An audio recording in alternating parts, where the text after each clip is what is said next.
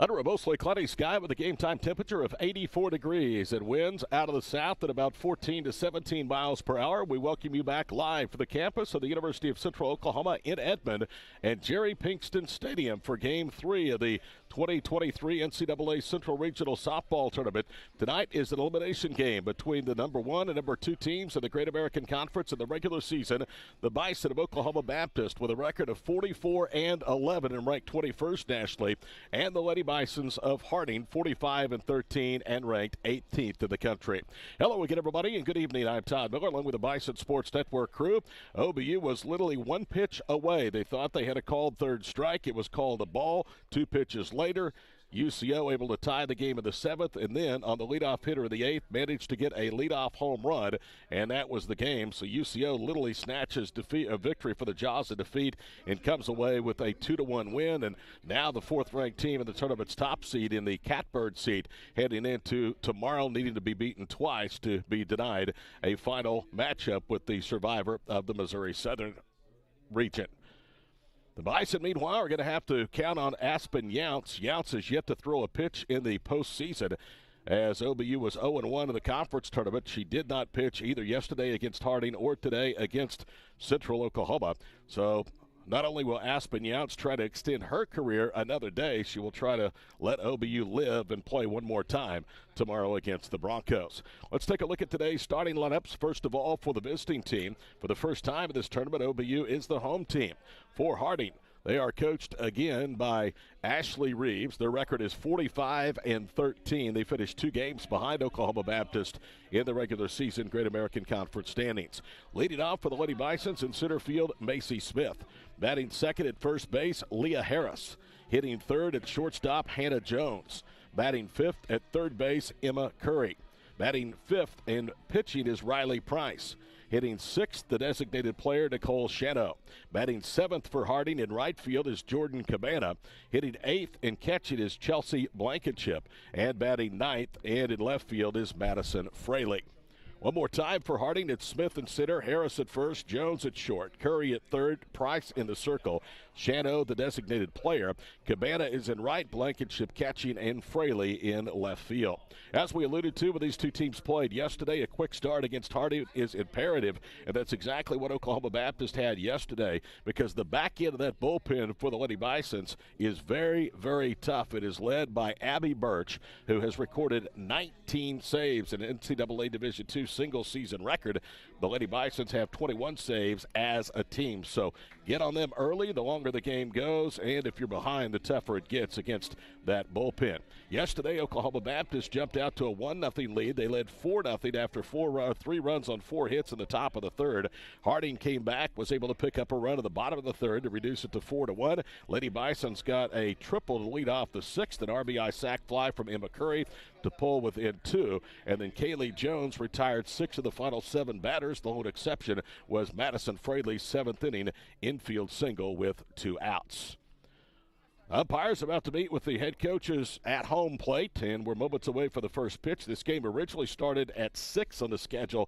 They're going to get it underway at 5:45, trying to get all 3 games in today. There is a severe thunderstorm watch here in central Oklahoma, so right now it doesn't look like showers are an imminent threat, but you want to get playing as quickly as you can. Harding staved off elimination in the prior game before this as they outlasted Southeastern Oklahoma State, winning by a count of 6-1. The Lady Bisons had dropped 2 of 3 in the regular season against Southeastern, but it was Lily Tansky going the distance, 7 innings, 6 hits, 1 earned run with a couple of walks and 4 strikeouts. Harding 6, Southeastern 1. The earlier game today in 8 innings, Central Oklahoma 2, Oklahoma Baptist 1. Let's take a look at the lineup today for OBU. Again, they come in ranked 21st nationally. They are 44-11 on the season. Leading off for OBU, playing shortstop, Emily Adler. Batting second in right field, Reagan Ford. Batting third for the Bison in center field, Sammy Green. Hitting cleanup, the designated player, Morgan Max. Batting fifth and catching is Sam Campos. Hitting sixth at first base is Kennedy Clark. Batting seventh for OBU, the second baseman, Addie Reese. Hitting eighth at third base is Gwen Miller. And batting ninth for Oklahoma Baptist in left field is Sydney Adler.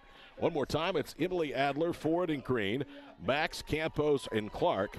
Reese, Miller, and Sydney Adler, the lineup for Oklahoma Baptist.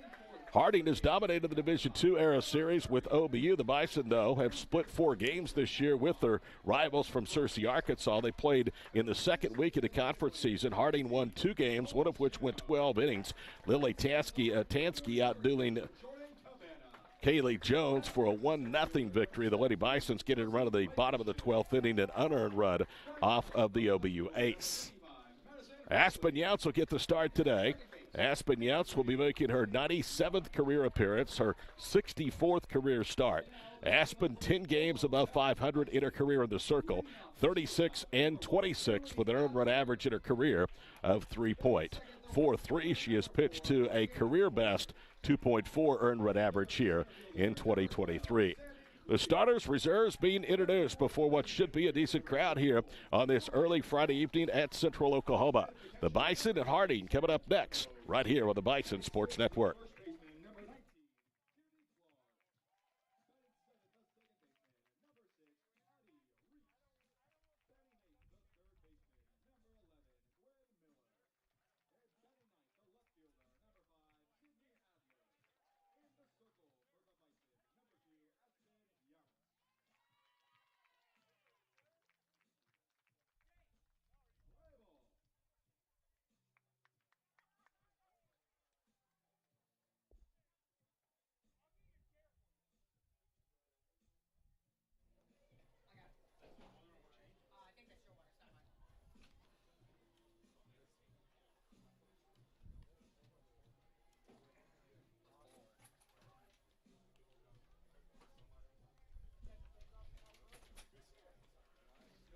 Bison have remained in the green bottoms. They are wearing the white tops with Bison in green inscripted in gold with gold numerals at the bottom left of the jerseys and at the back of the jerseys. Those are gold trimmed in green. Harding will wear the black and gold tops over white pinstriped bottoms here for their second game of the day. OBU losing 2-1 to fourth-ranked Central Oklahoma at 8 innings. Harding an easy 6-1 winner over Southeastern to advance. Harding scored 3 of the first, 1 of the second, single runs in the 5th and the 6th. Southeastern scored their only run in the 4th in that ball game. Wind again blowing out 15 to 17 miles per hour, basically straight out to center field. It's swirling a little bit right now. The flags point out towards left center field. Here's Macy Smith, the leadoff left-handed hitter against Aspen Younts, who's making her second start of the year against the Lady Bisons. Started and took a 3-1 loss on February the 25th to Harding in Searcy. That was part of a 2-4 league start for OBU. They went on to win 26 games. Bunt is down, charging Miller, low throw to first, but it's handled that time by Addie Reese. Good play at the other end, and that is out number 1. Defensively, it's Clark at first, Reese at second, Emily Adler at short. Third base is Gwen Miller. She started both games today defensively for OBU. Sydney Adler is in left, Sammy Green in center, Reagan Ford is in right with Sam Campos catching Aspen Younts. So 5-4 on the putout. Nobody on, 1 out for Harding, and here comes the dangerous number 2 hitter, Leah Harris. Leah Harris yesterday had 2 doubles, drove home a run, was 2 for 3. Harris earlier today was 0 for 2 with a walk and then went over Southeastern. Another left-hander in the lineup, and the first pitch is downstairs. 1 ball, no strikes. In that start on February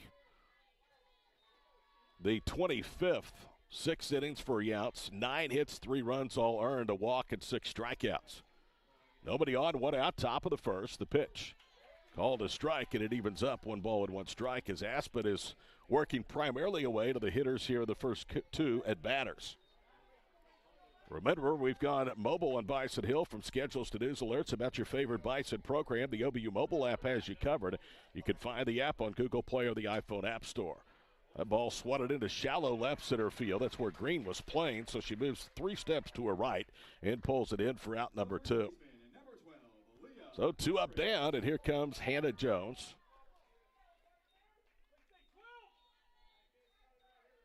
Actually, I had Hannah Jones. It's Leah Harris that is batting.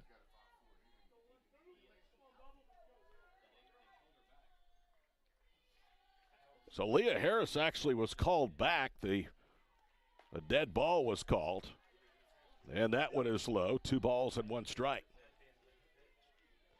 Must have been an illegal pitch called against Aspen Younts.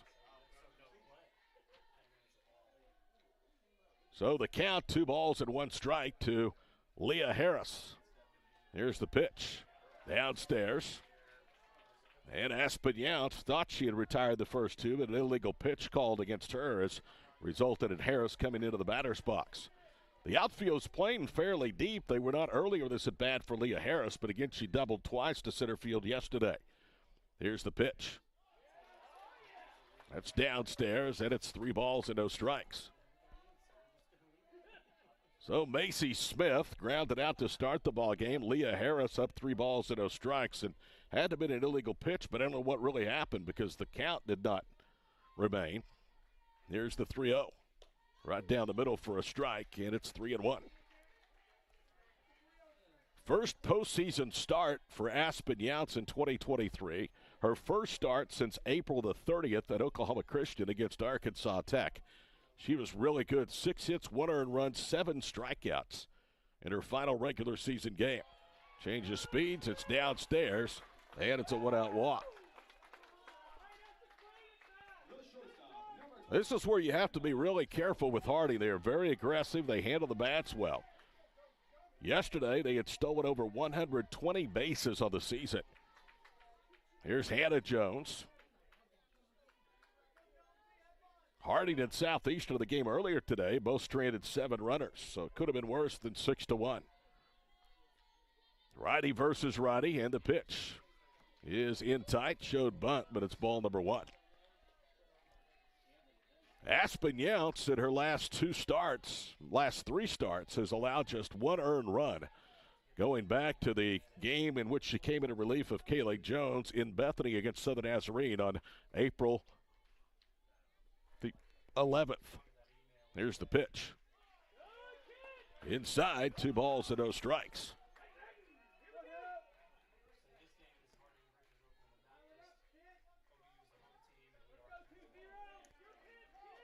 One on, 1 out. We're in the top of the first elimination game for Harding and Oklahoma Baptist. In comes the 2-0 pitch. That's popped up and the runner was off, so they had something working. It's 2 balls and 1 strike. Told you that Aspen Younts has worked to a .343 career earned run average. She has 36 career victories in now 97 appearances. 64 of those have been starts, and she's gone the distance 24 times, including 7 innings and win over Arkansas Tech, we just told you, on April the 30th in the penultimate game of the regular season.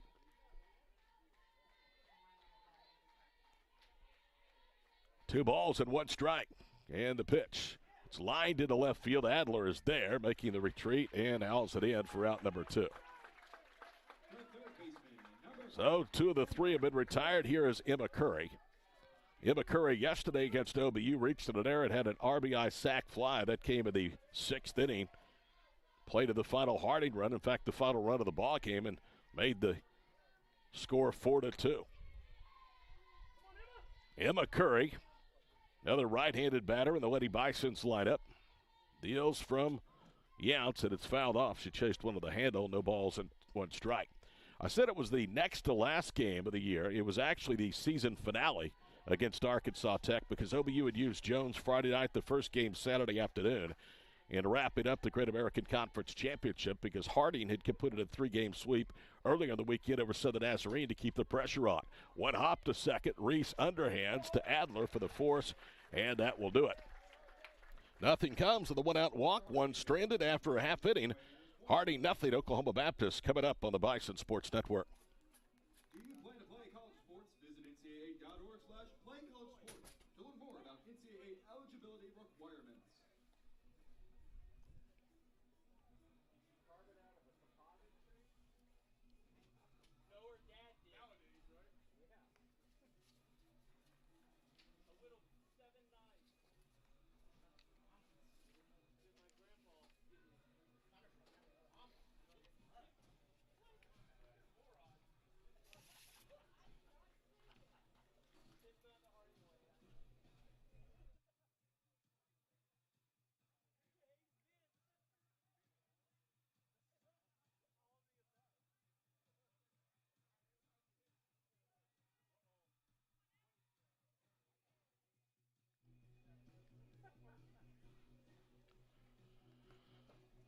Riley Price trying to redeem herself after taking the loss yesterday. She is the most successful pitcher in terms of wins and losses of the Harding roster. Underclassman was named to the All-Great American Conference team this past spring, and she will face Emily Adler, Reagan Ford, Sammy Green here in the bottom of the first. So a walk is erased on a fielder's choice 4-6 out to end the inning. Harding leaves one. They've stranded 8 today, and here's Emily Adler. Emily Adler in the region is 0 for 8. She struck out twice and reached in an error. Against Harding yesterday, Emily Adler reached in an error and popped out and grounded out. Nobody on, nobody out. Bottom of the first inning. OBU again the home team for the first time in 3 games here in the regional. And here's Price's pitch. That's low and away. 1 ball, no strikes. Defensively, the Lady Bisons have they have Leah Harris at first, Teddy Nunn at second, Hannah Jones at short, Emma Curry at third. The pitch popped up down the line and left. If it stays fair, it's trouble, and it drops just in front of the left fielder, Farley. So an 0 for 8 slump to start the regional here in Edmond ends with a bloop single just inside the left field chalk line. First hit for Oklahoma Baptist, and it comes to lead off the bottom of the first against Riley Price. Here's Reagan Ford. Reagan Ford of the regional, 1 for 7, has scored a run, has an infield hit. Junior from California tries to bunt and bunts one foul as she chased a pitch away, 0-1 the count. Again, you want to jump on Harding early. That's something Southeastern did not do. It's something that Oklahoma Baptist did do, and there really is the difference in their 2 days here in Edmond. With Tansky and with Abby Birch at the back of the pen, it becomes very difficult for teams to rally late. Another bunt down, but foul, and it's no balls, 2 strikes to Reagan Ford.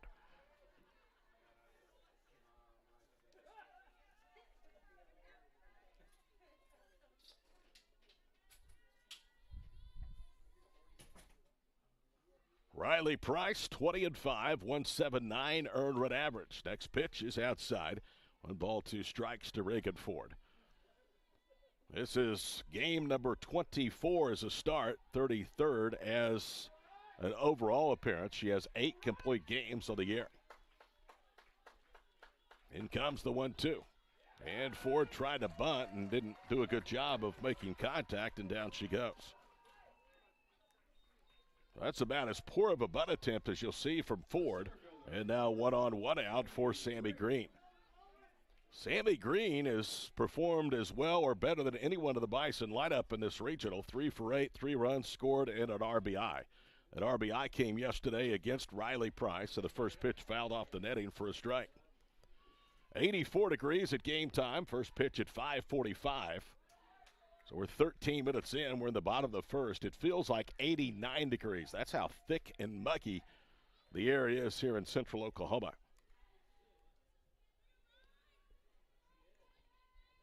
Nothing to 1 the count. 1-on-1 out. Here's Price's pitch. It just misses, and it evens up. 1 ball and 1 strike.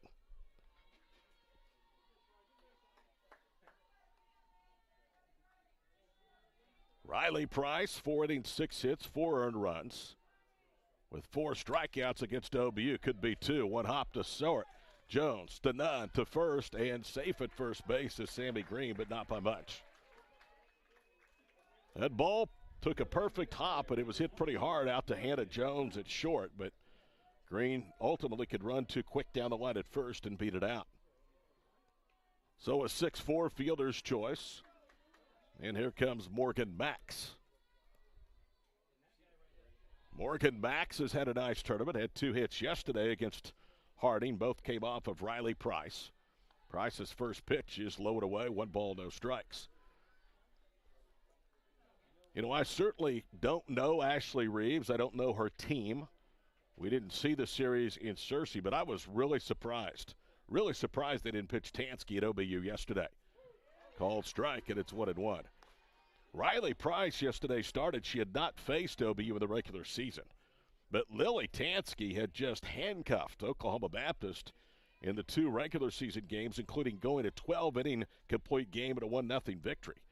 She yielded very little yesterday in her 2+ innings of relief. Ground ball, and that's through the 5-6 hole and out into left. So 2 on as Morgan Max now has hit safely in every game of the tournament.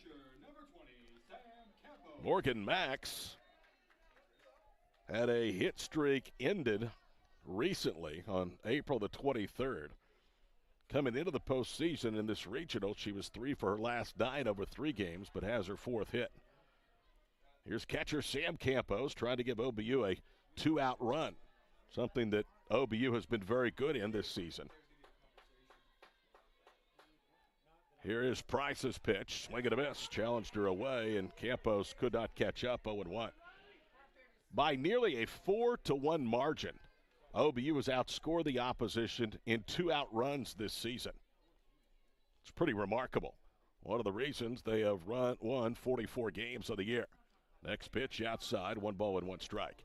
Those 44 wins, second all-time in program history. Harding has 45. OBU played one of the postseason behemoths in Central Oklahoma earlier today. These are relatively newcomers to the NCAA region. Here's the pitch, swing and a miss. 1 ball, 2 strikes.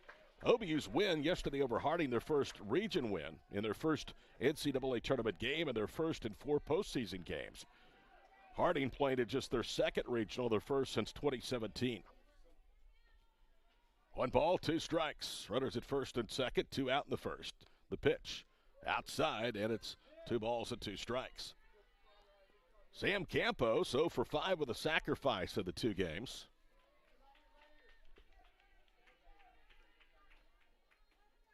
Looking for a 2-out base hit, Jace Brewer in the coach's box at third. Swing and a miss, down she goes. So Campos continues to really struggle in the middle part of the order. A hit, make that 2 hits, and 2 left. We go to the second, no score from Edmond of the Bison Sports Network. Share your experiences, connect with other fans, and gain behind-the-scenes access to your favorite teams. For more information, visit ncaa.com/social.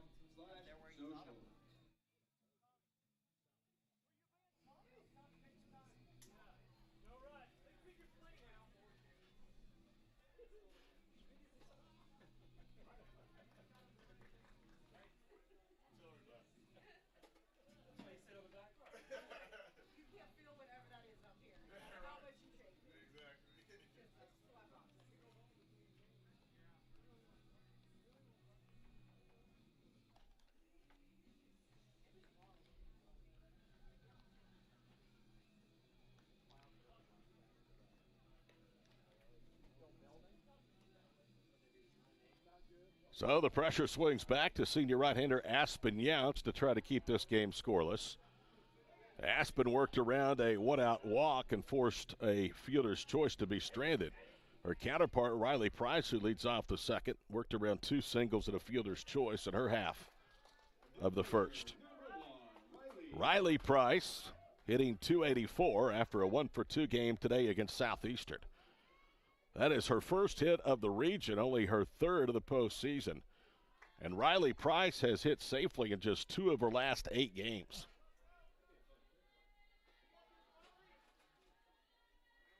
At one point, her average was around .330. It has steadily dropped down to .284.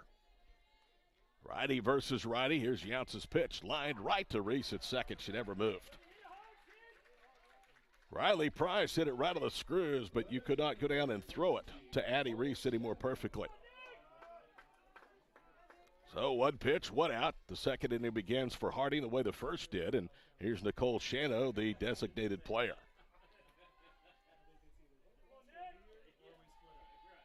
Aspen Younts brings it home. Swing at a foul ball, challenged her up and in, and Shano was able to just make contact. Nicole Shano hitting .329 through 57 games. She has homered 7 times and driven in 39. Harding yet to homer in the regional. They have hit 25. In comes the pitch. That's low, and it's 1 ball and 1 strike. In fact, the only home run of the regional was hit today by Central Oklahoma's J.C. Mentor, a walk-off solo shot in the 8th to drop OBU into this elimination game. Here's the 1-1 pitch. Grounded past the third baseman and into left field. So Nicole Shadow reaches safely on Harding's first base hit off Aspen Younts. And here is the right fielder, Jordan Cabana.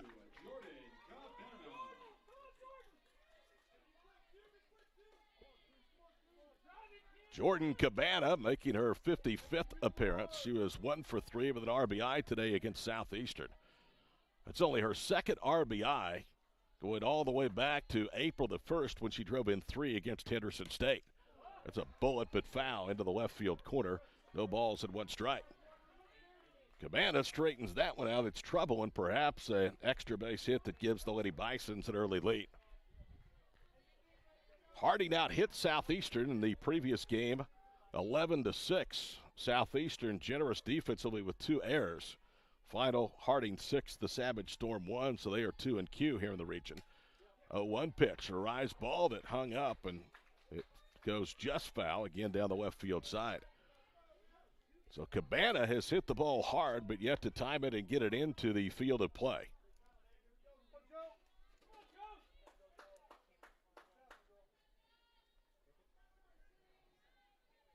Bison about hit Harding, 2-1. No score. We're in the bottom of the second inning, or top of the second inning from UCO. Aspen Younts' pitch just misses, and it's 1 ball, 2 strikes. Harding fans down in front of us and up the first base side. The OBU partisan as they were in the first game with the Bison again at the third base dugout up that third base side of the stadium. Seating capacity about 300 here at Pinkston Stadium. Here's the 1-2. Into the handle, a little blooper out into left, and that is going to be caught by Sydney Adler. What a terrific play by Sid. She came in, reached out, made the catch, and then went into a roll and denies Jordan Cabana a 1-out hit. Oh, that was a terrific play. So Cabana is out number 2. And now let's see if Aspen Younts can retire Chelsea Blankenship. That was an at-bat that was a little strange for Cabana. She had 2 bullets that were foul and then blooped one into left that was turned into a great play by Adler. First pitch, a swing and a miss to Blankenship, 0-1. Chelsea has the lowest batting average of any of the Lady Bisons, hitting .250. She has played and started now in all 58 games. One of 3 Lady Bisons to have achieved that honor here in 2023, the 0-1. Just misses, 1 ball, 1 strike. And that is saying something when you play the catcher position that you're that durable to play in 58 games. Shadow, the runner at first. There is 2 outs in the second. Here's the pitch. Change speeds, and she fans 1-2 the count. 2 Great American Conference teams going at it. The other that's still alive in Joplin. Southern Arkansas is in the winner's bracket championship round with a 5-2 walk-off win earlier today over number 2 seed Missouri Southern. Here's the 1-2 pitch. Outside, Campos tried to frame it, but no call.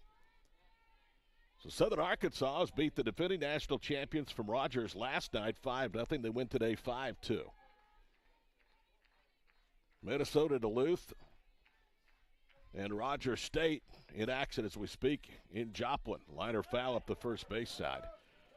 The winner of that elimination game will take on Missouri Southern at 7:30. The championship round at Joplin tomorrow at 11 a.m. and 1:30. It's been a pretty good postseason of the regional for Great American Conference teams. 2 balls, 2 strikes. Here is Aspen Younts' pitch, and that's hit foul, just missing Ashley Reeves in the third base box. Ashley Reeves came to Searcy, Arkansas, we told you yesterday, from Durango, Colorado, where she was the head coach at Fort Lewis College for 2 years. Had 31 wins. One of those seasons was a truncated COVID year of 2020. 2019, she led Fort Lewis to their first RMAC title since 2014. Here's the pitch. Lined into center field over the glove of Emily Adler and down for a base hit. So Blankenship, the lightest hitter in the Harding lineup. It's a really good swing on Aspen Younts, and that's the second Lady Bison's hit of the ball game. And that means that Fraley will bat. It also means that either Harding will have their leadoff hitter at the plate in this inning if Fraley reaches, or to lead off the third. OBU pulling the infield in with 2 outs. It's a little bit interesting alignment.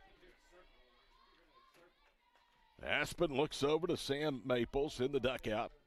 Now brings it home, and that one is lined, and a sinking line driver caught by the shortstop, Emily Adler. So the Adlers both turn in 2 Gold Glove plays and rob and deny Harding of a run in the second. 2 hits, 2 left. We go to the bottom of the second. Harding and Oklahoma Baptist scoreless on the Bison Sports Network.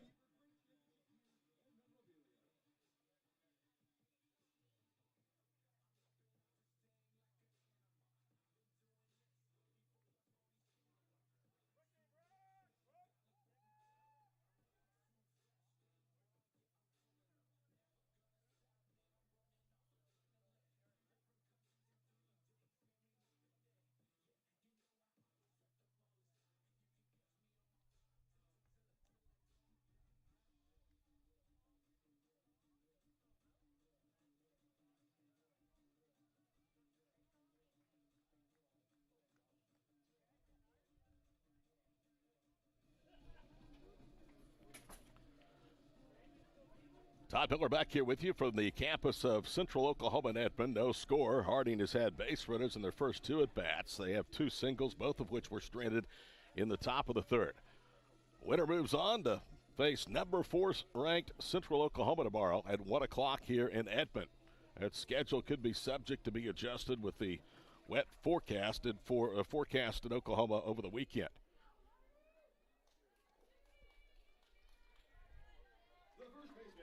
Riley Price gave up 2 singles, struck out 2 at her first inning of work. Kennedy Clark, who drove home the only OBU run in today's loss to the Broncos, will lead off. Now the home plate umpire is going to walk out and say something to Riley Price. Ashley Reeves has started out towards the first baseline. Now the umpire making her aware of whatever that conversation was about. Ashley Reeves, prior to Fort Lewis, an assistant at Division I Abilene Christian from 2011 to 2012. So Kennedy Clark steps in, left-hander against Price, and she swings away and lifts that one down the third baseline foul. Kennedy Clark has had a terrific first year. Couldn't ask for any more from her. Freshman of the year of the conference, second leading hitter for OBU, hitting .379. Drove home her 28th run of the spring earlier today. Takes low and away, 1 ball, 1 strike. Kennedy Clark, one of the signees in the class last year, put together by Sam Maples. She was really excited about Kennedy Clark. Here's the 1-1 pitch. Upstairs, 2 balls and 1 strike. Riley Price yesterday gave up 4 runs, 4 innings. She didn't walk a batter and struck out 4, as we told you earlier. She's fallen behind 2-1 here to the OBU leadoff hitter Clark in the second. Right-hander brings it in. That's low, and the advantage to Kennedy, 3 balls and 1 strike. Kennedy Clark out of Richmond, Texas. Prepped at William B. Travis High School in Richmond. Has the advantage, 3-1. Here's the pitch. That's swatted out of play down the left field line. So now we will have a payoff pitch upcoming from Riley Price. The corners, Curry at third and Harris at first, are pinched in just a little bit. The middle infielder is done at second, Jones at short, almost playing with their heels on the cut of the green turf for the outfield. Here's the 3-2. Laid off of it, thought about it, but didn't swing, and it's a leadoff walk. So good discipline there by the freshman Kennedy Clark, and leadoff base runner for OBU and Addie Reese. Let's see if they will ask her to sacrifice with Gwen Miller waiting on deck.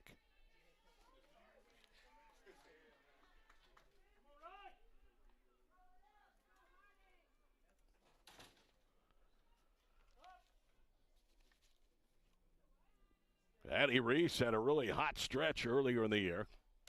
Some good swing and fouls the offering back to the netting. No balls and 1 strike.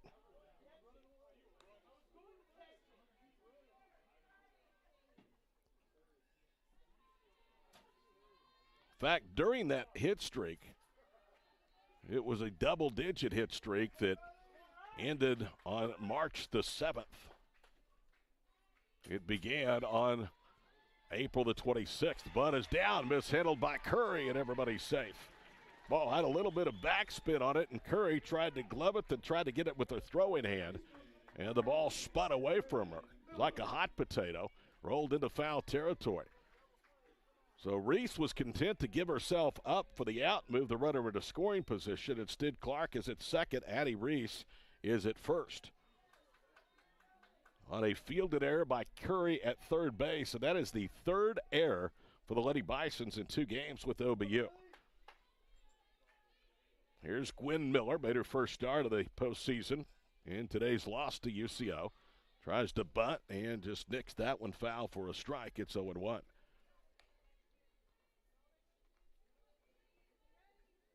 Trying to get the runners into scoring position, avoid the double play.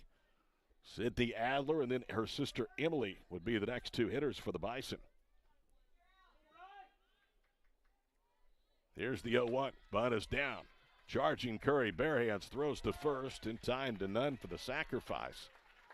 Clark to third, Reese with decent speed at second. And now Sydney Adler will try for a base hit. She has one of those at the regional. Scored a 5-4 sacrifice for Gwen Miller. Sydney Adler is the assistant for Harding coming out of the dugout.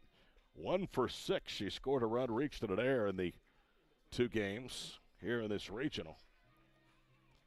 Sydney reached an error, was 0 for 3 with a strikeout in today's loss to the Broncos. And if you were not with us, OBU led 1-0. UCO down to their final strike. An RBI single. Then play to the run of the 7th. That was off of the bat of Amelia Huggins. And then at the bottom of the 8th, after OBU had been retired in order, J.C. Minner clubbed her 10th home run of the year and gave UCO a walk-off victory over Oklahoma Baptist. So the umpire had to go out to the circle and break that conference up. I believe that might be Ken Weirden, W-E-A-R-D-E-N, that was out there. Second and third, 1 out. Bottom of the third, OBU looking to take the lead against Harding in this elimination game. First pitch to Adler downstairs, 1 ball, no strikes. It would be appropriate if Sydney were able to come through here with the base hit, because she probably took a bigger inning away from the Lady Bisons in the top half of the frame, making a rolling catch to take away a sinking line drive base hit from Jordan Cabana. Here's the 1-0. Called strike away, 1 ball and 1 strike. Emily Adler has had a tough weekend. Before the single back in the first, she awaits on deck, and for the first time, her average is below 400. Led the Great American Conference in batted average. Now time is called as Adler backs out of the batter's box. Bison baseball lost to number 18 Southern Arkansas today in Springdale 6-1. They will play an elimination game about any time, depending on how the Ouachita-Henderson State game ended up and when it did end up. Another swat back to the netting, 1 ball, 2 strikes. So the battle with Ravine played today in Springdale just for survival. Bison beat Ouachita last night 6-3. Breck Galbraith and Nolan Fiesel, outstanding work in the 9-inning win. Here's the 1-2 pitch. That's away. 1 ball, 2 strikes. In fact, Nolan Fiesel, in 2 postseason games for OBU baseball this year, has worked 5 1/3 innings. He's allowed 2 hits, no runs. He has struck out 5 and given up 1 walk, and both of his appearances have resulted in saves, number 2 coming last night against Ouachita. Another foul ball back to the screen by Sydney Adler. If it's Ouachita, OBU went 2-2 against the Tigers. If it's Henderson State, they went 1-2 against the Reddies. Those games, final homestand of the year, and it was just 2 days after the tornado struck campus. Fastball away, and Adler takes. It's 3 balls, 2 strikes. They moved the series to Seminole State. OBU won on Friday night, and then on Saturday afternoon, Henderson State won the 2 games of the doubleheader.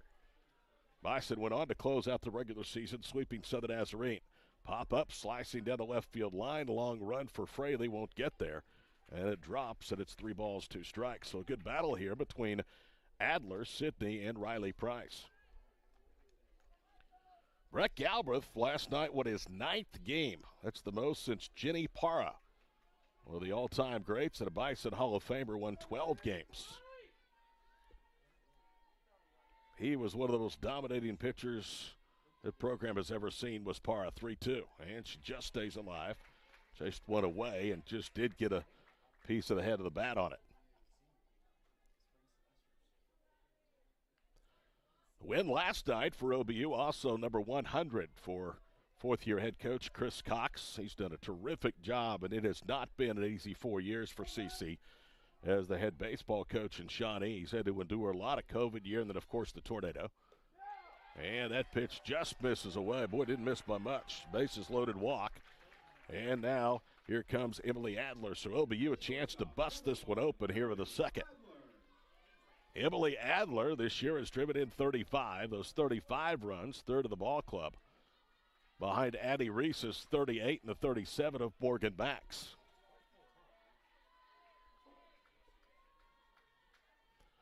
Henderson State will be the opponent. They just eliminated Ouachita 11-3. First pitch is outside, 1 ball, no strikes. So the Tigers, who came in ranked 4th in the Central Region, more than likely will still make the tournament. They finished 2nd in the conference. But a 2 and done is not what the Ouachita Ball Club was looking for in Springdale.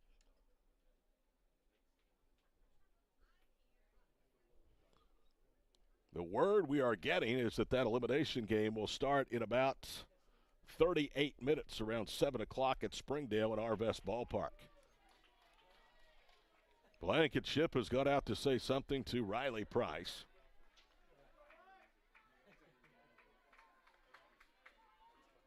That conference is over. Harding is going to bring the infield in with the bases loaded and still only 1 out.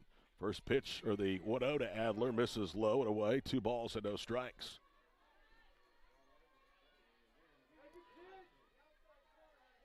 We told you Jenny Parra won 12 games. That is the last time a pitcher had won 9 or more in a single season for OBU. That happened in 2016. Fly ball, pretty well hit left field. Fraley backpedaling, makes the catch. It's deep enough, though, to score Kennedy Clark. And the runners will move up, and it's 1-0 OBU. So Adler does her job, drives in the first run of the night, her 36th of the year. And it is 1-0 Oklahoma Baptist, and Reagan Ford with 2 outs and runners at second, third, a chance to extend the advantage.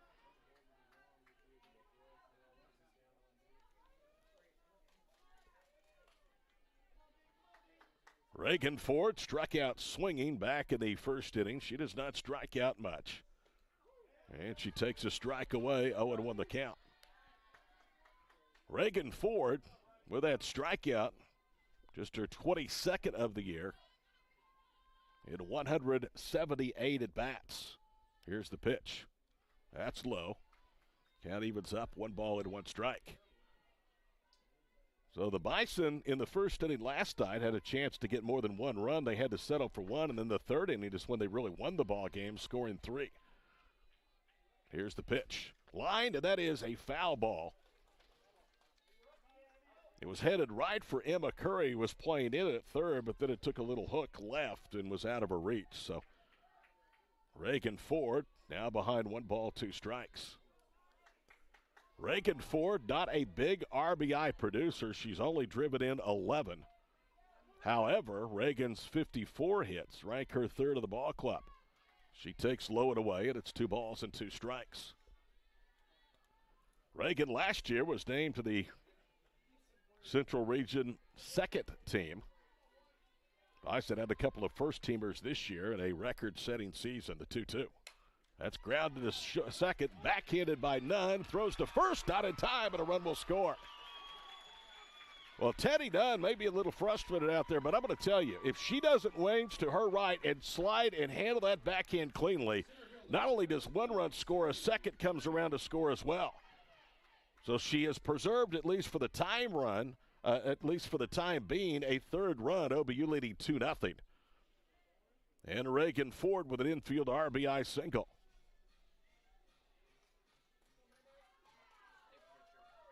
And that is going to be it for Reagan Price. Coming into the ball game is going to be Megan Pastokashe. So Megan Pastokashe will replace Riley Price, and her day has come to an end. And she departs after giving up 2 runs and 3 hits. Take a quick break as Pastokashe gets loose here on the Bison Sports Network.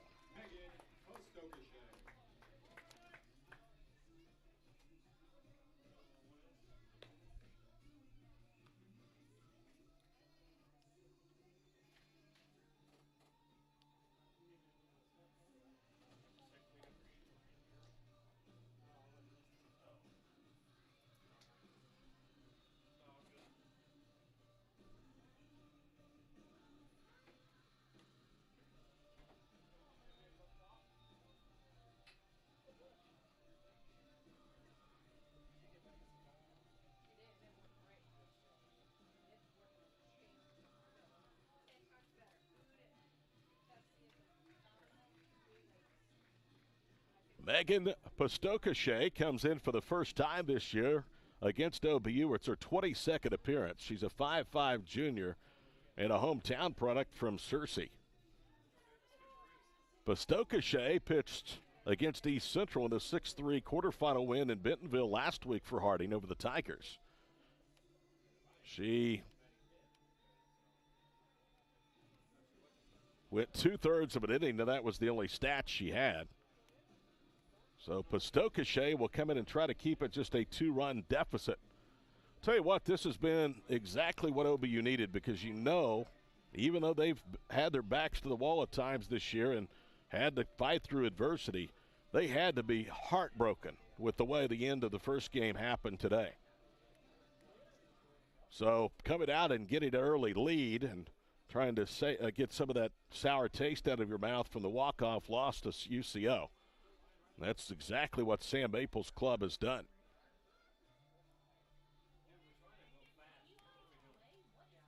Pastokashe is walking around. The infield is around the circle.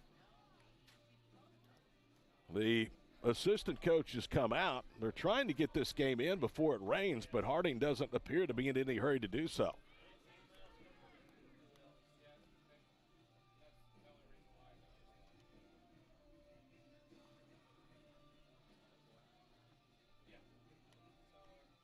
We live on the west side of Edmond, and just got a notification of the phone that lightning had been detected within 15 miles of our house, so there are some storms. Look like they're to the northwest of Edmond.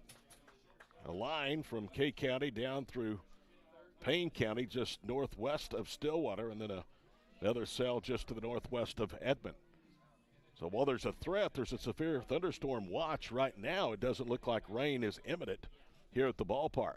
But the problem you run into is lightning, because if lightning is detected, you go on a 30-minute delay. And we still have not resumed play yet. Jace Brewer and Sam Maples over there having a word with the home plate umpire. Jace is really in no mood right now to be messed with. He was not happy in the dugout. Still smarting from that walk-off loss to UCO earlier today when I went down to get the lineup. So Sammy Green, who reached the fielder's choice, will step into the plate. Pastokashe's warm-up tosses finally, after about 10 minutes, have come to an end. Pastokashe, a junior right-hander, brings it home, and a good swing as Sammy Green comes out attacking in her first look against Pastokashe. P-I-S-T-O-K-A-C-H-E. Pastokashe. 2-0 the score. We're in the bottom of the second. Here's Pastokashe's pitch. There for a strike, and Ford will steal second without a throw. So now Sammy Green in the 0-2 hole. Pastokashe, 8 wins, 3 losses, earned run average of 2.78. Misses high, 1 ball, 2 strikes to Sammy Green. She has only come out of the bullpen now 5 times in 22 appearances. She has 3 complete games, 2 shutouts, and 1 of the 21 saves. That one on the hands, a check swing and a roller foul towards the Lady Bison's dugout. Pastokashe, 98 in the third innings, 94 hits, 46 runs, 39 earned, 59 strikeouts, and 17 walks. Batted average against, 227. They have used 4 players this year in the circle, and all have been very, very good. In comes the 1-2 pitch. Upstairs, 2 balls, 2 strikes. Lily Tansky, a 1.69 earned run average. Riley Price started yesterday as well, 1.79 ERA. Pastokashe with a 2.78 earned run average, and Abby Birch, 32 appearances at 0.91 ERA. Here's the 2-2. And she fouls it off again, so Sammy Green trying to time Pastokashe. Harding's earned run average before the Southeastern game today was 1.90. There's a reason these two teams have been ranked this year. They're the reason why they were the top 2 of the conference, because of the way they pitch. Now they're going to put a new ball in play, and the umpire walks out there instead of tossing it. He walks out there to hand it off to Pastokashe.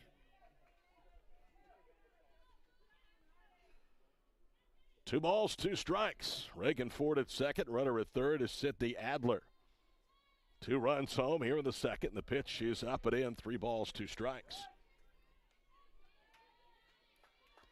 Minnesota Duluth, bottom of the 4th. Leading Rogers State 2-0. The defending national champions, not what they were a year ago, but still a very strong team, and they are in jeopardy of going 2 in the regional. Here's the 3-2. Swing and a miss. But Pastokashe gets the job done. OBU gets 2, though. We go to the third. 2-0 Oklahoma Baptist on the Bison Sports Network.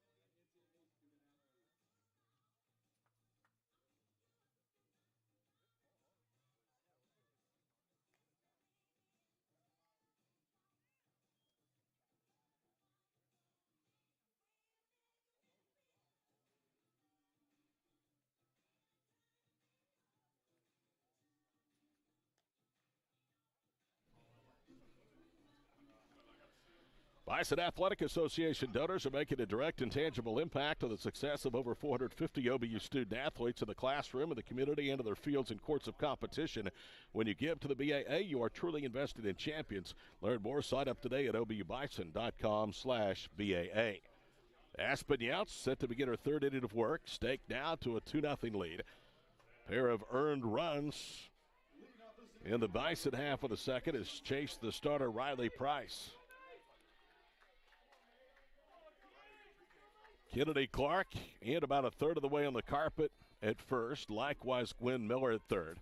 Here's the pitch, and it's slapped foul and over the top of the third base dugout for strike 1. Macy Smith, Leah Harris, Hannah Jones. The heart of this Harding lineup. Macy Smith, the team best 371 batted average, all conference. Went 2 for 4 today against Southeastern. She's had 2 multi-hit games in the postseason. Takes inside, and the count's 1 ball and 1 strike. Her other 2-hit game came in the quarterfinals of the Great American Conference Tournament when she went 2 for 3. One of those, a double. In fact, going back to the East Central Series on April the 21st, she has had 4 multi-hit games. Really been swinging a hot stick and consistently. There's a little tapper back to the circle. Easy play for Younts to first.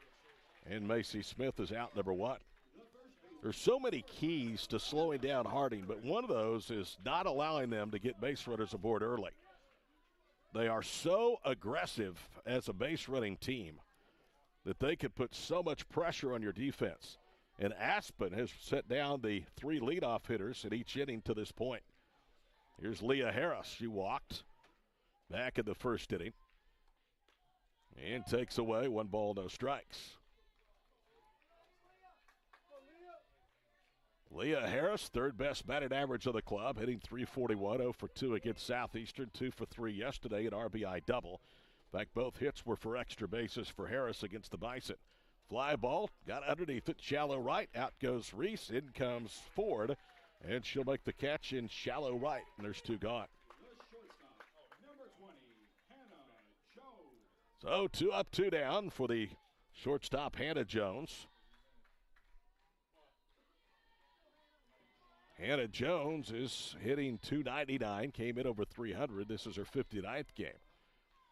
Working on a 5-game hit streak. She is 2 for 7 of the regional, win 1 for 3 yesterday.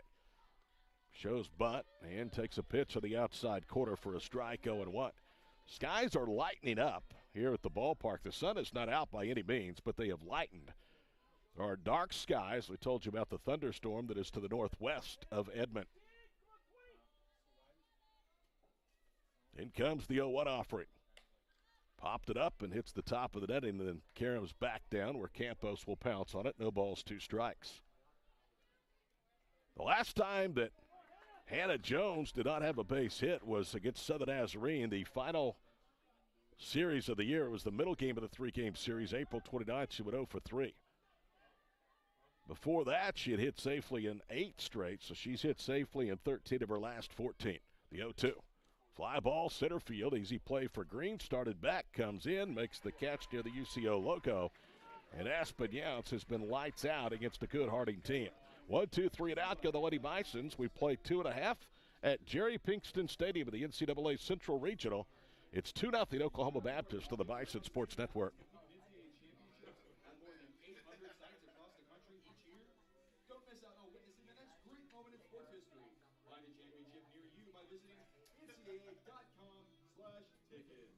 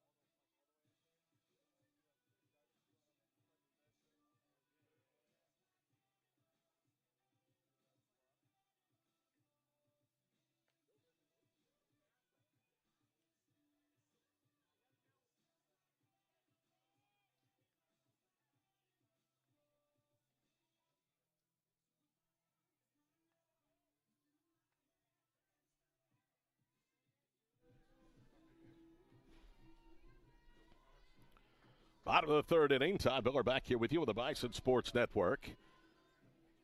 It'll be Morgan Mack, Sam Campos, Kennedy Clark to face Morgan Pastokashay. Pastokashay came in, faced Sammy Green, struck her out with runners at 2nd and 3rd to keep it 2-0. First pitch is low, 1 ball, no strikes. Our Harding friends, Billy Morgan and Nathan Looney on the MIAA network with the call of this one. Here's the 1-0 pitch. Strike called, 1 ball and 1 strike. Usually the way they do it, the home team's announcer does the video, but Harding already been to that booth. They were the home team against Southeastern. We had already set up from today's earlier game, so we said just take it. It's hot in this booth, but it's a lot hotter where they're at the end with the door shut. Liner off the glove of Pastokashay and into center field for a base hit. So Morgan Mack sent that one back from whence it came, twice the speed. Here's Sam Campos, who struck out swinging. The sun is out now. The field is fully bathed in sunshine, and that storm remains to the northeast of Edmond. We're in the third. Winner gets top seed UCO tomorrow at 1. Bunt is down. Nick foul by Campos, 0-1 the count. Busy students can keep up to date with their finances day or night using Tinker Federal Credit Union's convenient online services and mobile app. Visit them online at tinkerfcu.org for more information. 0-1 the count. Runners pinched in for Harding. 2-0 OBU. Campos again unable to get the bat down. So now, do you keep the bunt on? If she doesn't get it in fair territory, it is a strikeout. If she swings away, maybe she could rip one past the drawn-in quarter infielders. Campos, though, needs to get going here in this regional tournament. Here's the 0-2. Good swing on a one away and fouls it back to the netting. Campos has become one of the better catchers defensively around. She threw out a would-be Harding base stealer yesterday, and that has not happened much at all. We told you at the time it was just the 20th time in 140 attempts the Lady Bison had been picked off of a base. Here's the 0-2. Liner, and on a one hop, it's knocked down by Nunn. She'll go to second for the force out. Boy, that was close. That was really close. Morgan Max apparently knew that she was out because she immediately hopped up off the bag at second, so there's no room for an appeal. And a really good play by Teddy Dunn. That ball was scalded and took a really short hop to the glove hand side. So 4-6 fielder's choice for Campos. That was a foot away from being really good from an OBU standpoint. And here's Kennedy. Walked one of the two walks back in the two-run second. She scored. And she is ahead 1 ball, no strikes. Bison 2, Harding nothing, elimination game. Rubber match of now 5 meetings between the Bison and the Lady Bisons. Here's the 1-0. Downstairs, 1 ball or 2 balls, no strikes. OBU won 3-0. Harding won 3-1, 1-0 in 12 in the regular season series. Bison yesterday won 4-2 here in their first ever Central Region game. Out goes Chelsea Blankenship for a quick visit. Harding then dropped into the elimination game, fought off fellow conference member Southeastern, winning that game 6-1. Bison putting their motions in check after a heartbreaking loss that would have had them in the driver's seat to get out of Edmond in this half of the Central Region. 2 balls, no strikes. Campos after a fielder's choice at first. There's a strike away, and it's 2-1. 2 runs, 4 hits for Oklahoma Baptist. No runs, 2 hits, an error for Harding. Pastokashe winds and brings it home. Pastokashe ducks the ball up the middle, knocked down, though, by Nunn. And everybody is safe as Campos able to slide in without a throw. Pastokashe ducked as that ball went right towards her head. If she'd stuck her glove up, she might have had a chance to knock it down, and by not doing that, the ball was able to get fairly deep behind the bag at second, and Teddy Nunn made a sliding attempt to get it. She knocked it down and then couldn't handle it cleanly. So an infield hit, and that's the 5th of the game for Oklahoma Baptist. Kennedy Clark at first. She's reached twice, and here's Addie Reese. Pastokashe's pitch. Upstairs, 1 ball, no strikes. And the longer this game goes, and the longer the Bison have the advantage, it neutralizes one of the great relievers in D2 college softball in Abby Birch. Here's the 1-0 pitch. Down and in, 2 balls and no strikes. Pastokashe backing up Price in this game after Tansky came in yesterday in relief of Riley. The reason is that Lily Tansky pitched the earlier elimination game against Southeastern with 7 innings. 2 balls, no strikes. That one is hit hard on foul on the third base side. 2-1 the count to Addie. Addie tried to sacrifice, you might remember back in the second inning, and then Emma Curry mishandled the bunt. And that helped to open up for a 2-run spot for OBU in the inning. Here's the 2-1. Lined off the netting first base side. It's 2 balls, 2 strikes. We'll be on the air tomorrow about 12:45 if OBU holds on to this lead. If not, we will see you for football season of the fall.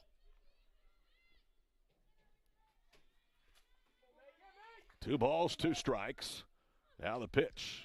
Hit on a line and foul, third base side. That would be, unless OBU baseball rallies for a conference championship, that's the only way they can reach a regional after finishing 6th in the league. They lost today 6-1 to Southern Arkansas. They have to beat Henderson State and then Southern Arkansas twice to achieve that. 2 balls, 2 strikes. Here's the pitch. Upstairs, and it's 3 balls and 2 strikes.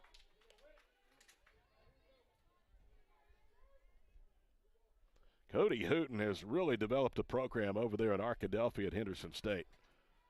They are one of the darlings of the postseason and have been for some time. The 3-2. Fought it off. You always hope to be playing your best late April, maybe mid-April, late April, into May, and that's exactly usually what the Reddies do, and that's what Chris Cox has his team doing. They won their final 3 games at Southern Nazarene, went on the road in a best-of-3 first-round series, knocked off third seed Arkansas Tech 2-1. Won last night over second seed Ouachita 5-2. Fly ball right field. Going back, Cabana. She'll make the catch looking into the sun. Runner from second will tag, and Campos slides in safely. And they're now at the quarters for third baseman Gwen Miller. So you talk about productive at-bats and productive outs. That was textbook right there by Addie Reese. She went to the opposite field, and therefore it was an easy chance for Campos to move to third base. Kennedy Clark holds it first. Gwen Miller had a sacrifice bunt 5-4 her first time up. Miller is facing Pistocachet for the first time. Shows bunt again, pulls back. It's a strike of the outside quarter, 0-1. 84 at game time. We are 62 minutes into this contest. Felt like 89 at first pitch. In comes the 0-1. Downstairs. OBU has yet to be retired in order. They had 3 runners in the first, stranded 2, scored 2, left 2 in the second.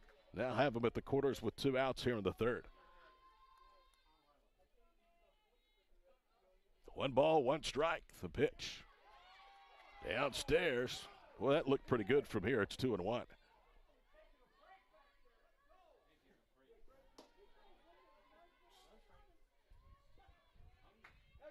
Probably can hear the crowd mic.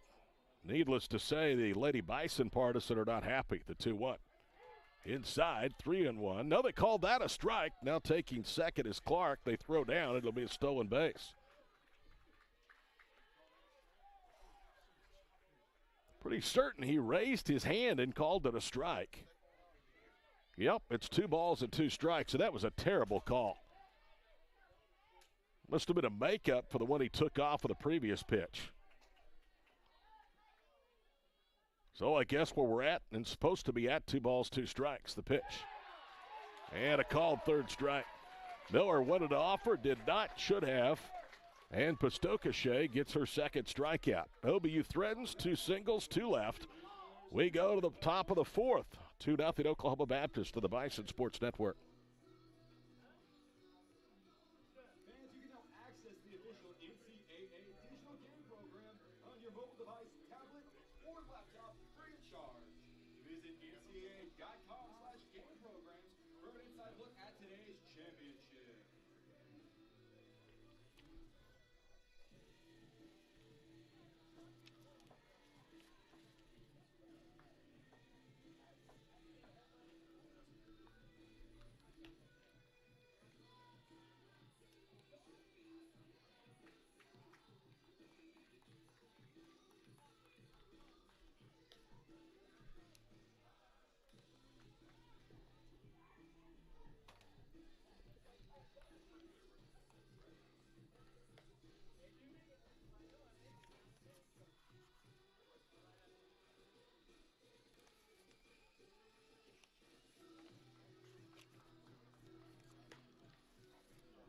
ShopOBUBison.com is your home for the very best and officially licensed Bison apparel from brands like Adidas, Callaway Golf, Columbia, and Under Armour. Visit ShopOBUBison.com today. Take advantage of fast shipping and industry-leading customer service. ShopOBUBison.com, the official online store of OBU Athletics. Top of the fourth, Emma Curry in the cleanup spot to lead off against Aspen Younts, who has given up just 2 hits, no runs through 3 innings. Harding making their way through the lineup for a second time. Younts puts the glove behind her head and brings it home with a pitch lined into left field. Well, 1 pitch, and for the first time in 4 innings, Harding has their leadoff hitter on. That'll bring Riley Price to the plate. Riley Price popped out or lined out to the second baseman, Addie Reese, her first time up. Now the Lady Bison's crowd starting to come to life down below. Cincinnati come back here in the 4th inning. They have never led against OBU in this regional. Trailed 4-1 yesterday before scoring. Bud is down. Miller fields, throws to Reese at first. And it is out number 1, 5-4 sacrifice. They trailed 1-0. They trailed 4-0. Or 3-0. It was 3-1. Then OBU went on to win it 4-2 yesterday. Nicole Shano has singled and was left aboard. Harding is left 3. Those came into the first 2 innings against Aspen Younts. Aspen, one of 3 seniors on the roster that we honored last week or 2 weeks ago at Oklahoma Christian. Hard hit ball into the opening of the OBU dugout, sends them scurrying, and it's no balls and 1 strike. Josie Sparks, who has not played since the 7th game of the year, and Mia Modelmog, transfer from Tennessee Martin 2 years ago, was a starter. She has played sparingly. Those are the only 3 that went through senior day activities. Here's the 0-1. Top speed at the letters, and she looked at it. No balls, 2 strikes. Aspen Younts has come so far in her career. We've talked about it. 4.4 earned run average, 6-5 record in 2020, 3.78, 8 wins in 2021, 12 last year with a 3.39 earned run average, and this year she is 10-2. That one is downstairs, 1 ball, 2 strikes, and she has lowered her ERA to less than 3.4.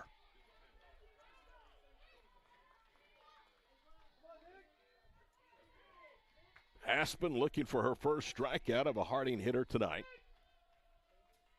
In comes the 1-2 pitch, and that is hit hard, but that is hooking into the OBU bullpen on the third base side.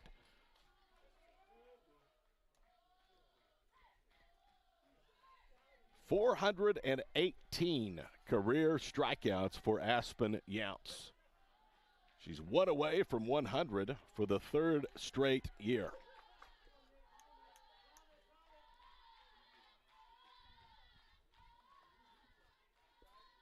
Here's the 1-2. And I have no idea what was wrong with that one. 2-2.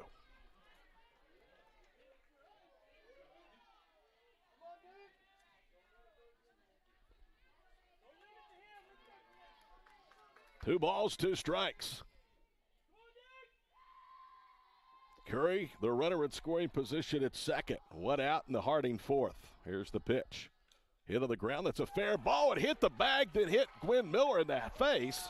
And everybody's safe, but that'll be an infield hit. Emily Adler, who came up with that deflection off of the jaw of Gwen Miller, comes over quickly to check on her. And what a break for Harding. That ball hugged the chalk line and then hit the bag, bound up and hit Gwen right in the chin and carried to the hole between third and short to Emily Adler. So now Aspen needs a strikeout. Look for Shano to be on the move, carrying the tying run here in the 4th inning. Jordan Cabana 0 for 1, loops that one into left field. It's down for a base hit. The Lady Bisons are on the board. It's 2-1. The tying run moves into scoring position at second. And now the second time through the lineup against Younts, Harding has really been aggressive, especially here in the 4th inning. They have 3 hits. 2 of them have been on first pitches. Emma Curry a single. She just scored the first run of the ball game. And then Jordan Cabana with an RBI single on a first pitch here of the fourth.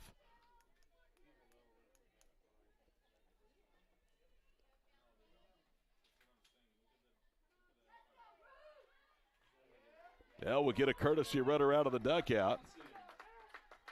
Brooke Johnson has come into the ball game. Running for Shadows. She's a sophomore from Flower Mound, Texas. Johnson carries the tying run. Cabana the go-ahead run at first. 2-1 Bison. Here's Younce's pitch. Changed speeds, and Blankenship was out in front of it. 2-1. Chelsea Blankenship, by average, the lightest hitter in the Harding lineup. She has a single, was stranded back in the first after a two-out knock to left.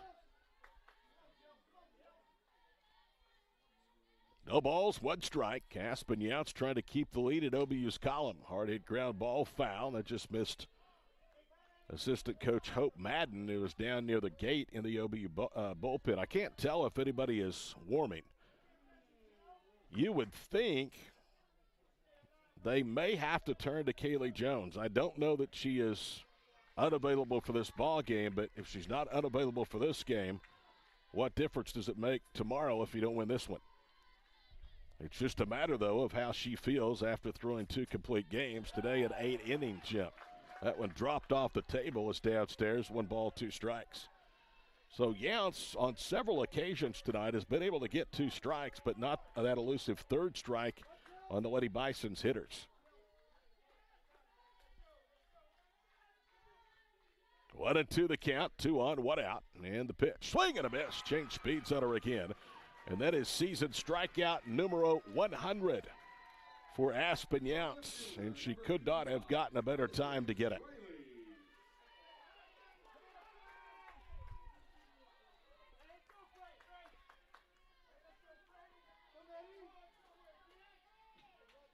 So now it's up to the number 9 hitter, Madison Fraley. She was retired on a nice play at shortstop by Adler, a sinking line drive. Swings and misses, try to slap that one down the right field line, and it's 0-1.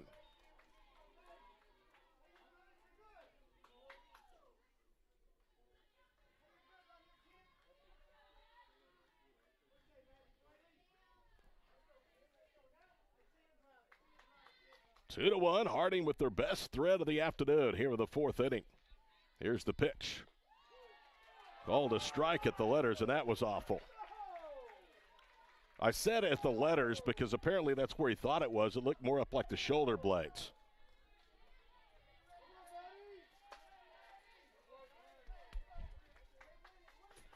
Nothing to 2 the count. Tie and run at second. Go ahead and run at first. Aspen Younce trying to make it through 4. Ranks it behind her head. Delivers the pitch. It's popped up. Foul territory. Adler in a triangle with her sister Emily, and the third baseman Miller makes the catch. Harding has to settle for 1. They do it on 3 hits. They leave 2 aboard. We have played 3.5. This elimination game from Edmond. Oklahoma Baptist 2, Harding 1 of the Bison Sports Network.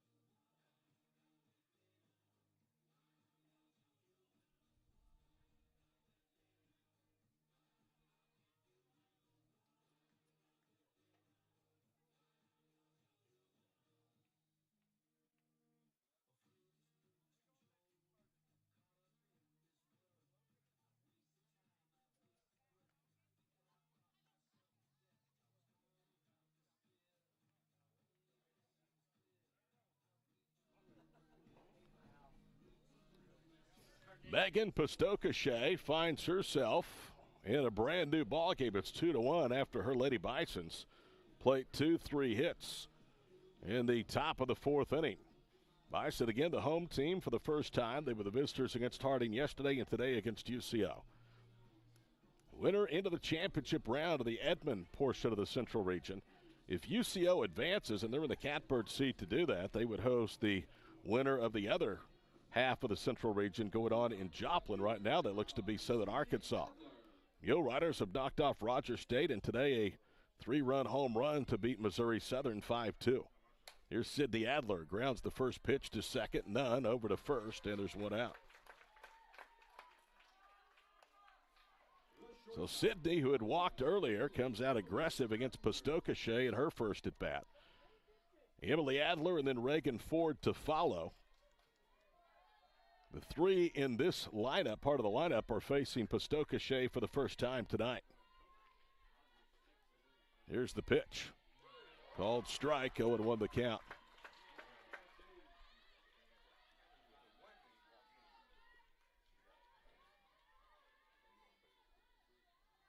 No balls, 1 strike to Emily Adler, bottom of the 4th inning. Here's the pitch. That's outside, 1 ball, 1 strike. Just past the 7 o'clock hour. Game 1 hour and 16 minutes old. Scheduled for a 6 o'clock first pitch. They bumped it up 15 minutes in case of any rain. 1-1. That's inside. And they said she went around, so it's 1-2. Emily Adler, outstanding defensive player at short. She will return. In fact, everybody with the exception of Aspen Youts in the starting lineup of this game back next year. That one is away. She almost offered. It's 2 balls, 2 strikes.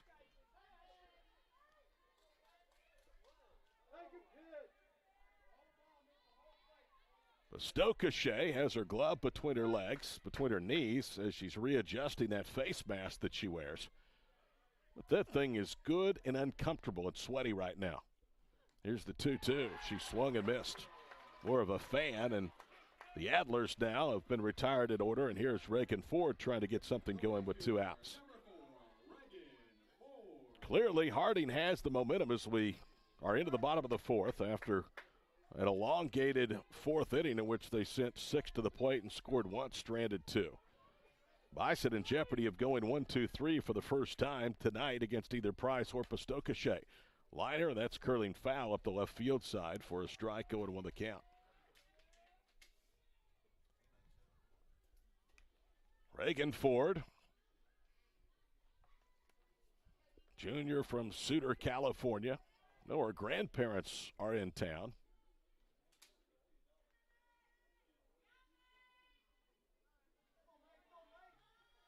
No balls, 1 strike.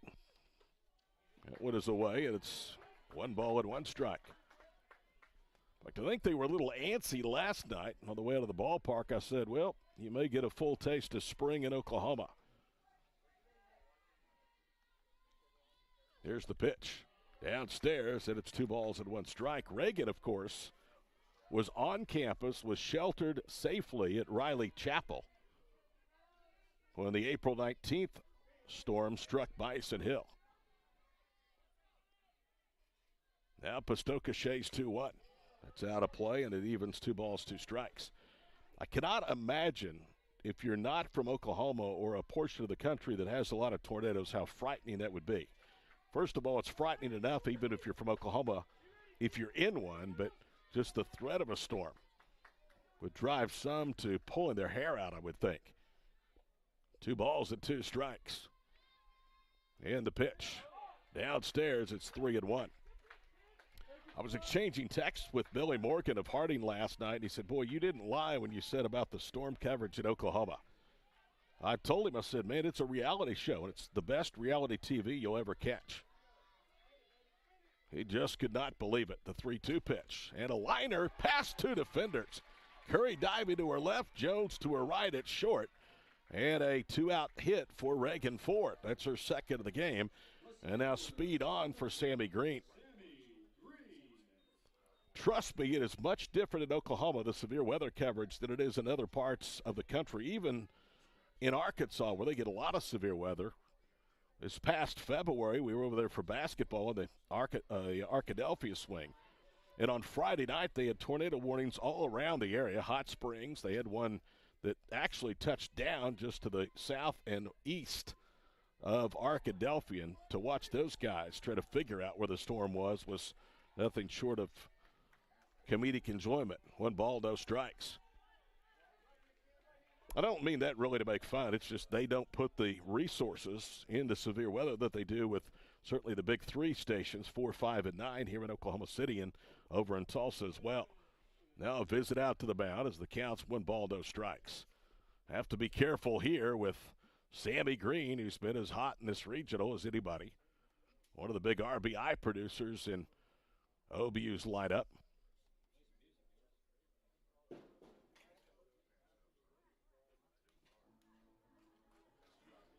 Storms are fun, and it's all fun and games until somebody gets hurt. Lives are turned upside down, or certainly evenly worse, and we all know that from the April 19th happenings on Bison Hill.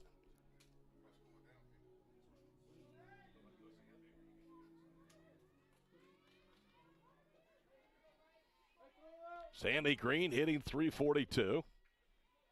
For the season, she's .310 in 2 years at OBU. This is her 96th game played. Here's the 1-0, swing and a miss. Ford almost overcommitted at first base. Blankenship looked her back without a throw. 83 hits for Sammy, 43 last year, 40 this year. She was second team all-conference. 9 doubles. Total of 20 extra base hits. She's hit 6 of her 7 career home runs this year, and she fouls that one back to the netting. So Pastokashe has the advantage at 1 ball, 2 strikes. 2-6-0 for Oklahoma Baptist. 1 run, 5 hits, 1 error for Harding. That 1 error has led to an unearned run. That was against Riley Price. Now the 1-2 with Ford going is fouled back by Sammy Green. Sammy Green has struck out 61 times entering play tonight, drawn 25 walks and 268, now over 270 at-bats. Her 26 RBIs in her second year at Shawnee is the career best. Runner goes again, ball grounded fair and off the glove of Curry, down into the left field corner. Reagan Ford sprints around third. Here comes the throw home, and out at home plate is Reagan Ford. Curry cut it off and threw it a little high, but Blankenship still had time to snap down the tag before Ford could slide in. I don't blame Jace at all. You need to get a run. You had the best runner on base, and you tried to make they had to make a perfect play, and they did to get Reagan. So 2 hits, 1 left. We go to the 5th. Still 2-1 Oklahoma Baptist on the Bison Sports Network.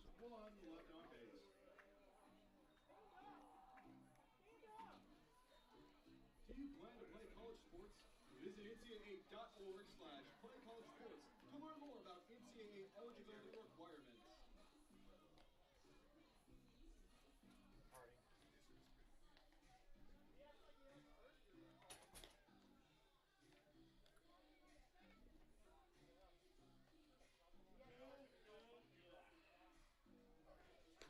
Give left fielder Madison Fraley a lot of credit because that ball was a blue dart that ate up Emma Curry.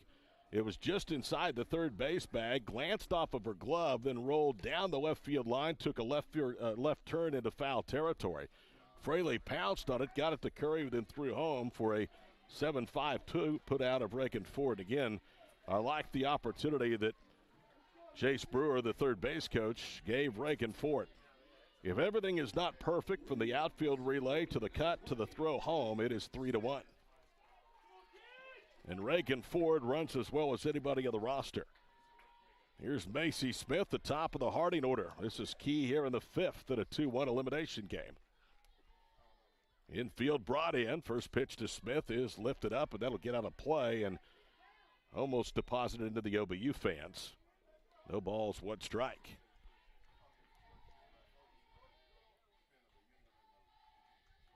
Wind has died down considerably from what it was at 5:45. The flags in straightaway center, the Oklahoma flag, the American flag, the UCO flag, all gently waving in the evening breeze. Here's the 0-1. And it's tapped up the middle. Quick throw by Reese in time to get Macy Smith. That ball is hit any slower. Smith beats it out. Reese Flipped it sidearm to first and just did get Smith by a step. So a big leadoff out for Harding here with the fifth. That keeps some real good speed off the base paths, especially with Leah Harris coming up. Leah Harris yesterday doubled twice. Been held in check by Younts to this point. 0 for 1 with a walk and takes low. 1 ball, no strikes. Winner at 1 tomorrow against UCO. They may bump that up. Who knows? That would have to be after a discussion with the NCAA official on hand and the coaches. In comes the 1-0 pitch. Downstairs, 2 balls and no strikes. So far, we've dodged the bullets. Here in Edmond, had light sprinkles yesterday around the first pitch of Southeastern UCO. Since then, we've had threatening skies, but no rain here at Pinkston Stadium. 3 balls and no strikes to Leah Harris. Hannah Jones, who's flied out twice, out of the number 3 spot, awaiting on deck. Bison about hit Harding 7-5. They lead it 2-1 here in the 5th inning. Aspen Younts looking over to the dugout. Now spins the ball with her right hand, puts it to the glove. Cox behind the head, brings it home and take it all the way. Harris for a strike. So Aspen has that familiar routine. Spins the ball with her right hand, puts it in her glove hand, and brings it all the way back behind her head and then whips it home. Here's the 3-1 to Harris. Into the handle that's popped up, and it's going to spin out of play. That was a similar swing, except she was out in front from the last at-bat when she flied out to Reagan Ford out in right field.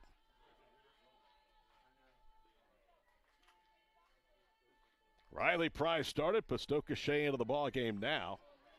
Aspen Younts has worked 4+, has a 2-1 lead to the 5th.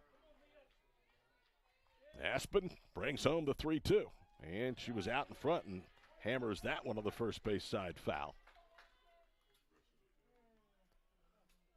Harding and OBU have split 4 meetings on the softball diamond this year. 2 of the top athletic departments in the Great American Conference, the Bison and the Bisons.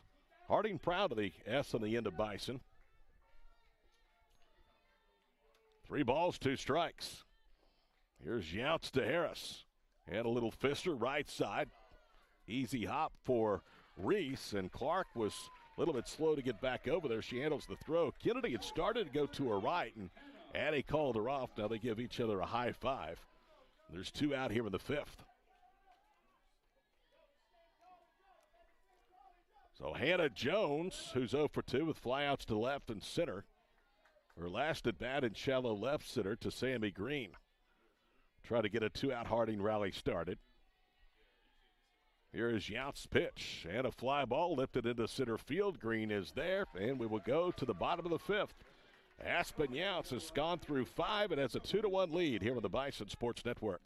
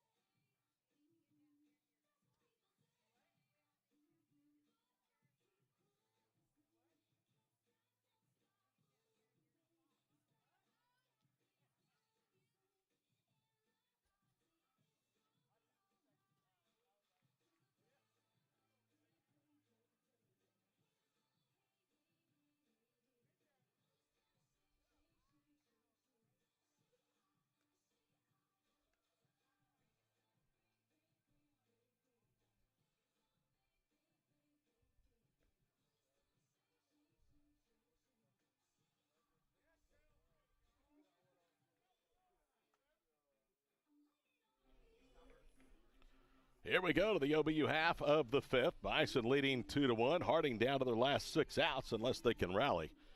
Aspen Younts, after giving up back-to-back hits, producing the only Harding run of the ball game. Now has retired 5 straight and set down the top 3 in Harding's order, 1, 2, 3 of the 5th. Morgan Max takes a couple of practice swings for the left side. Puts the head of the bat on the turf. These guys usually, or gals, usually draw something to the dirt. It's kind of hard to do it, but I guess they go through the exercise of it on this carpet. First pitch to Morgan is away. 1 ball, no strikes. Morgan Max, single to the first, single to the third. Bison off of Pistocachet have 4 hits. They had 3 off of Riley Price, who did not get out of the second inning. The pitch fouled back, and it's 1 ball, 1 strike. Morgan Max, a Division I transfer from OBU, for OBU. Out of Texas, Arlington, she is back to her home state of Oklahoma, native of Moore. Here's the 1-1. Good swing and missed it, and it's 1 ball, 2 strikes.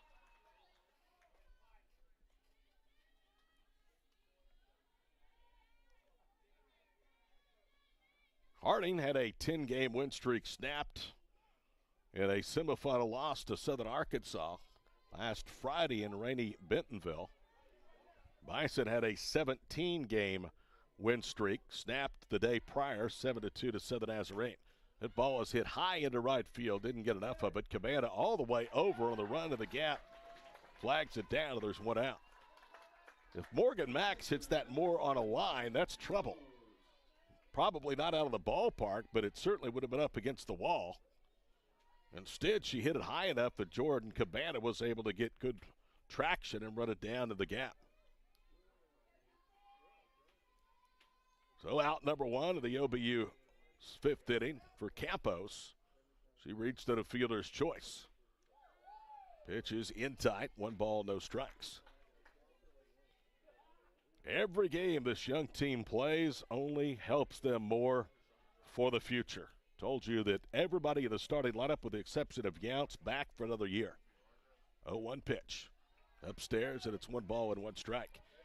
And while you bemoan the fact that what could have or maybe should have been earlier today, the fact is you put yourself in a position against an elite program, not only in the region but nationally. And the first time you've ever been put in this situation speaks volumes about the toughness of this program. Called strike, 1 ball, 2 strikes.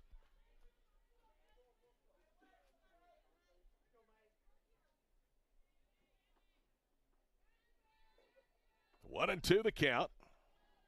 Nobody on, 1 out in the 5th. The pitch stays high, 2 balls, 2 strikes to Campos. Graduation season means looking for that perfect gift, maybe even for the mother on your gift-giving list. Check out shopobubison.com, the official online store of Oklahoma Baptist University Athletics. Here's the 2-2, and she stays alive, fouling that one back to the netting. A lot of damage on campus. It's been well documented. The relief fund is still up. obubison.com/give to help rebuild the facilities on Bison Hill. The softball park really was one of the few that did not sustain a lot of damage. The backstop was bent. Therefore, their final series of the year moved to OC. That one is lined towards the corner, but slicing foul. And Campos will see another 2-2. Just across for about 500, 600, 750 yards from the softball park, the baseball facility, and it took a big hit. The outfield fence a day after the tornado on the 20th was completely taken down. Basically from center around to right, it was a mess. Another foul ball popped up and back off the top of the netting. One of the biggest problems at Bobby Cox Field was that shipping crate that the storm had blown from the softball field all the way across the parking lot and wrapped it around a light standard. The second of 2 light standards on the first and right field side. Obviously the light went tumbling down, buckled under the pressure. Another fly ball sliced down the right side and foul. That crashed into the outfield. There was tons of glass shrapnel on the playing surface. There was absolutely no hope that OBU could play that final home weekend against Henderson State in Shawnee. I was through Shawnee the other day, first time I'd been there since the Saturday of the Henderson State series, and that community is healing very, very well. Our thoughts and prayers for all of our friends, both in Shawnee and on Bison Hill. One hopper right at none, and she has it for out number 2. That was a really good at-bat by Campos, though. And she hit that hard. It just went right to none, who had to take a short hop, but easily turned it into an out. And I've said this publicly, and I'll say it again, that OBU will be just fine because of the first family on Bison Hill. Dr. Heath Thomas and his wife, Jill, they are terrific leaders. Here's Kennedy Clark, a walk and infield hit. It's evident by the fact that Dr. Thomas never said in-class learning is canceled. First pitch downstairs as it fell off the bottom, 1 ball, no strikes. In fact, 3 days after the tornado struck, they reopened the dormitories. Students moved back. There's still 106 students that are displaced. But the following Monday, which would be 5 days after the tornado, they had in-class learning that started on Monday. 2 balls, no strikes, and that was the same pitch. Kennedy Clark raises her left hand, digs back in. The pitch is hammered foul on the ground first base side. It's 2 balls and 2 strikes. In the face of tragedies, disasters, you find out what you have and what you're made of. And OBU has known for a long time Dr. Thomas and Jill are the best of the best when it comes to leadership, and they've proven that in this worst natural disaster in campus history over 100 years. Another ground ball to none at second. She gobbles it up onto first, and we'll go to the 6th. Nobody left for OBU.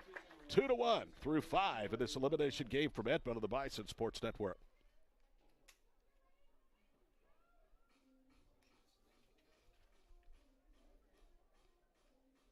The NCAA sponsors 90 national championships each year, none of which can happen without officials.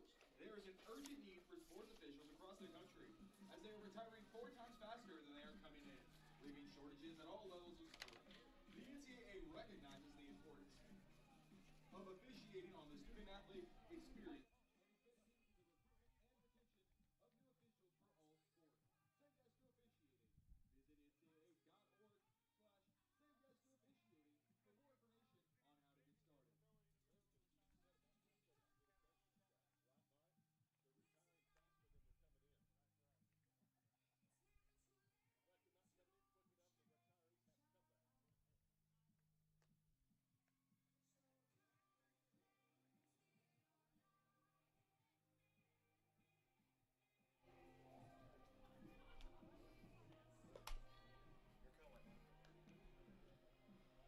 Two to one, we go to the top of the 6th inning. Aspen Younts has reduced this game to 6 outs. But remember, close games, it only takes 1 play.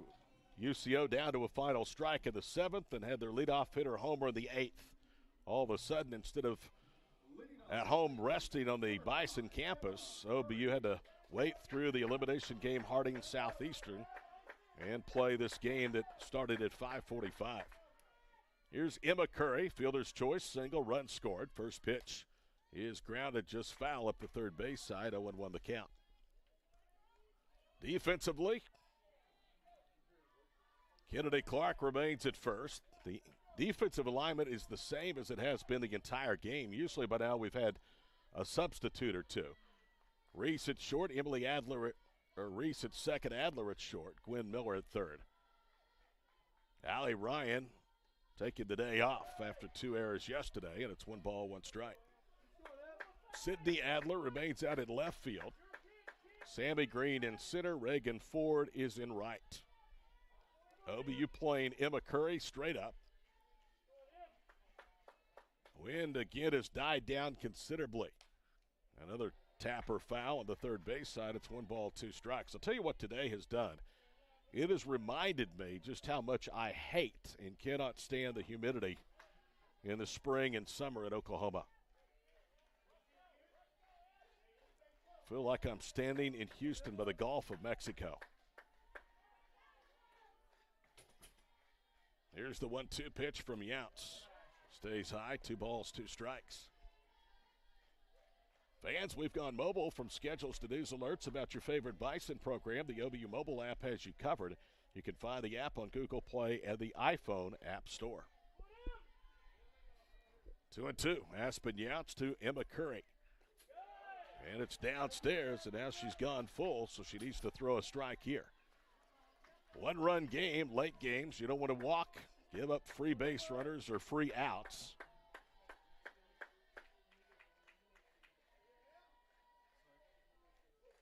Younts spins the ball again, brings home the 3-2 pitch.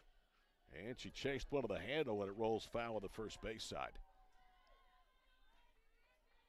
Minnesota Duluth, Rogers State now in the bottom of the 7th inning. Rogers State batting, that game tied at 3 in Joplin. Winner will turn around and play Missouri Southern. The loser will head for the house. It'll be a much shorter trip for Rogers State back to Claremore and all the way up to Duluth, Minnesota for the Bulldogs. It comes the 3-2. Ground ball, that's fair. It's knocked down on the backhand by Miller. She can't find it. And now the home plate umpire has called that a foul ball. That is unbelievable. Ashley Reeves is incredulous, and she has every right in the world to be. That is an absolute terrible call. It's a break for OBU, but it is a bad, bad call. It went right over the third base bag. It was backhanded by Miller and then squirted away. Gwynn even started to retrieve it. And then the home plate umpire said foul ball. 3 balls and 2 strikes in the pitch. Swing and a miss.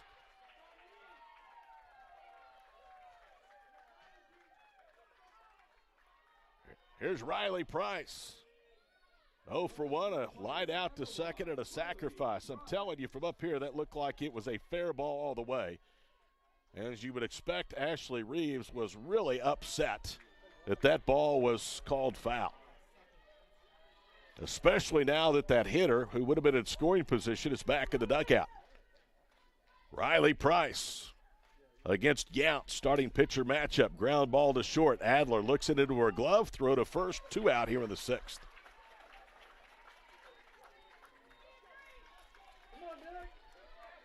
Here's Nicole Shadow, 2 hits. Her last was an infield single back in the 4th. That was the inning in which the Lady Bisons scored their only run of the contest.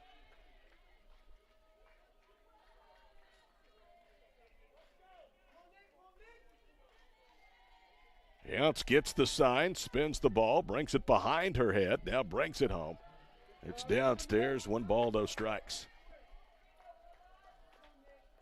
Aspen Younts is displaying the toughness that has made her what she is in 4 years at Oklahoma Baptist. She is a competitor. Here's the 1-0 pitch. That's lined into the gap in right center field. Ford cuts it off and holds her to a single. So now, what would have been an extra base hit and probably tied the game looms even bigger. And Cabana will represent the go-ahead run for Harding here in the 6th. Cabana an RBI single back in the 4th. Cabana is 1 for 2 in the afternoon.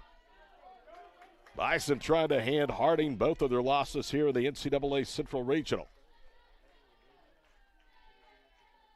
Anxious moments for the second time today. Off speed, and that was nasty. Jordan Cabana out in front, 0-1 the count.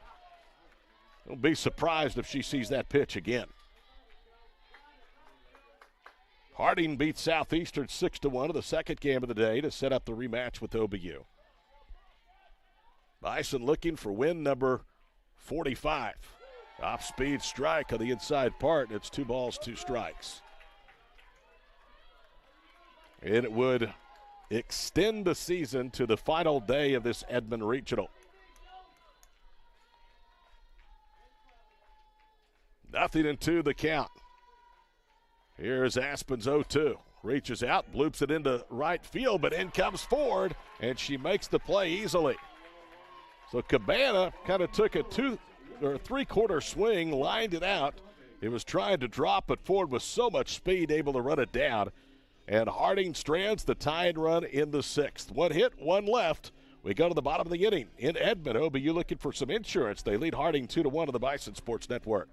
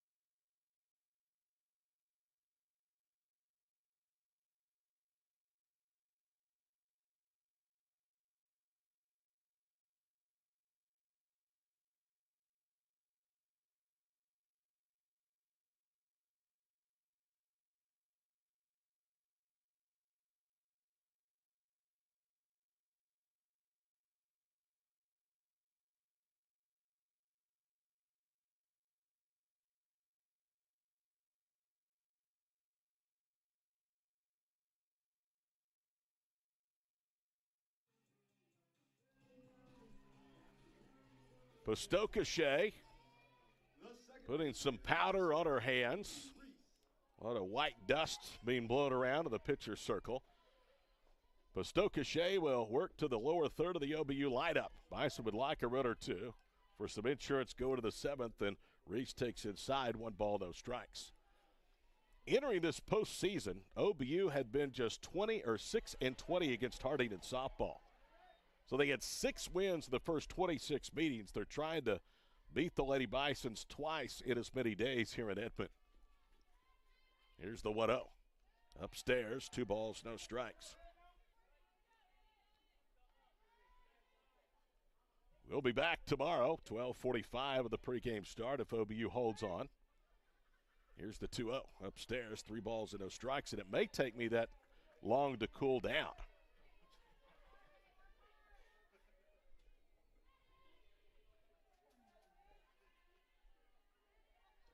There's the 3-0 to Reese. Upstairs, and a leadoff walk from Postokashay.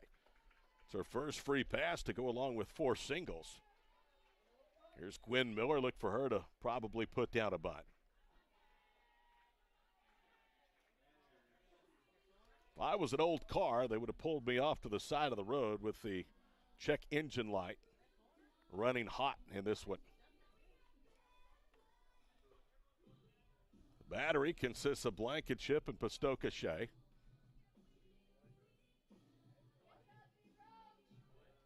Ashley Reeves rarely goes out to the circle. And I think Postokashay may be finished. Postokashay had been pitching really well, but they cannot afford to give up anything else. So they are going to turn to the bullpen. It will either be Lily Tansky or Abby Birch. And it looks like that it's going to be Abby Birch, their outstanding closer. So Postokashay's day is over. And the numbers for her, she works 3 1/3, 3 strikeouts, 1 walk, 4 hits, and no runs. Both of the runs coming off of Riley Price. So Abby Birch comes into the ballgame. This is the best Harding has. And she is as good as it comes at the back end of games. We told you she has 19 saves. That is a Division II single-season record. As a team, Harding has 21 saves. That is really unheard of in softball because so many pitchers go deep in the games. Abby Birch in for the 33rd time. First time since the regular season in which she saved a 3-1 victory, a game in which Aspen Youts took the loss.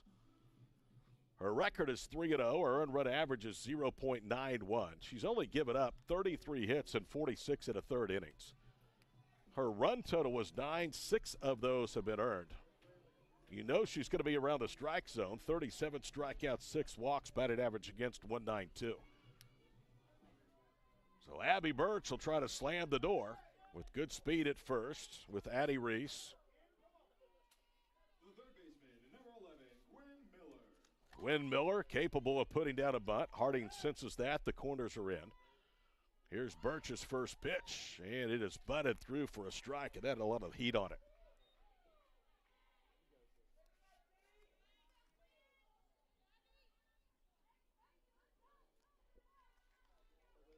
Abby Birch making her regional debut. Last pitched against East Central on May the 5th in Bentonville. Again, they show bunt. That one is outside. They throw it away, try to throw back behind Reese. But Cabana with a very good heads-up play, backing it up and thus keeping Addie to second base. That would have almost resulted, well, would have, in advancing the runner without giving up an out. 1 ball, 1 strike to Miller. Here's the pitch, shows bunt again. It's down, and that is a foul ball. Curry was there and just started to sidestep and back up as that thing took a left turn. And now Abby Birch with the advantage, 1 ball, 2 strikes. Abby Birch gave up an earned run against East Central in a 6-3 quarterfinal win. That is one of only 2 earned runs she has given up since March the 18th. Here's the 1-2. And a called strike. Not a good at bat at all for Gwynn. Very indecisive, and just watched the pitch from Birch ride by. And now 1-on-1 out here in the 6th for Sydney Adler. Bison about hit Harding, 7-6, 2-1 OBU. We're in the bottom of the 6th elimination game. There's a little chopper out to short. Glove by Jones on the run, throws to first. Adler out number 2. Reese over to second. Now it's up to Sydney's sister Emily to try and extend the lead. Looking ahead to the Lady Bison 7th, it'll be Blankenship, Fraley, and Macy Smith, the scheduled hitters. That's 8, 9, and 1. Now they're going to give a new batting helmet to Addie Reese. Emily Adler exchanges helmets with her, and now Emily about to step into the batter's box. Quite a game, quite a tournament, quite a year for this OBU bunch. They have absolutely nothing to hang their heads about regardless of the outcome today or tomorrow. Here's Birch's pitch. That's downstairs, 1 ball, no strikes. The part of the Harding order that is due up has 2 of their 6 hits.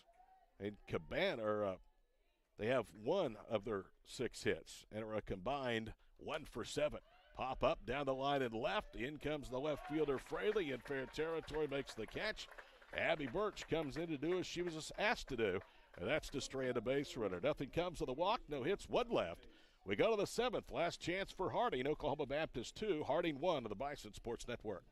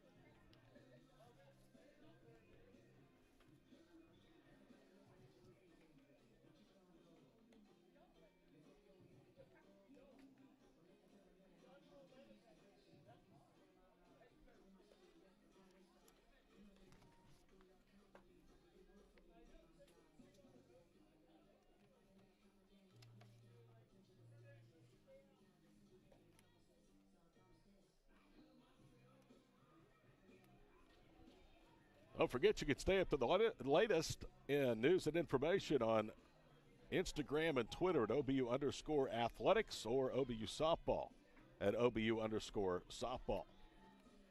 Here we go. Last chance for Harding. Top of the 7th inning. Blankenship and then Fraley, 8 and 9 before the lineup turns over with Macy Smith. And Aspen Younts trying to go the distance.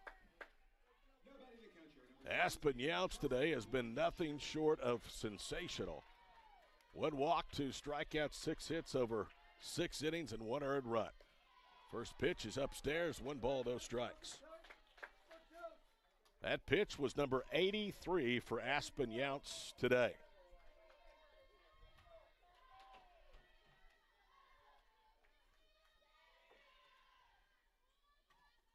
Here's Aspen's 1-0. And that's lined into center field for a base hit just out of the reach of Addie Reese. So the tie and run on with nobody out. Look for Fraley to sacrifice for the top of the order. I hate to say it, it was in the 7th inning in which I saw OBU's charter bus appear in today's first game beyond the left center field fence against UCO. And we all know how that finished. That bus is just now pulled back in here to Jerry Pinkston Stadium as Sam Campos is going to go out, and they're just going to bring the infield in for a visit.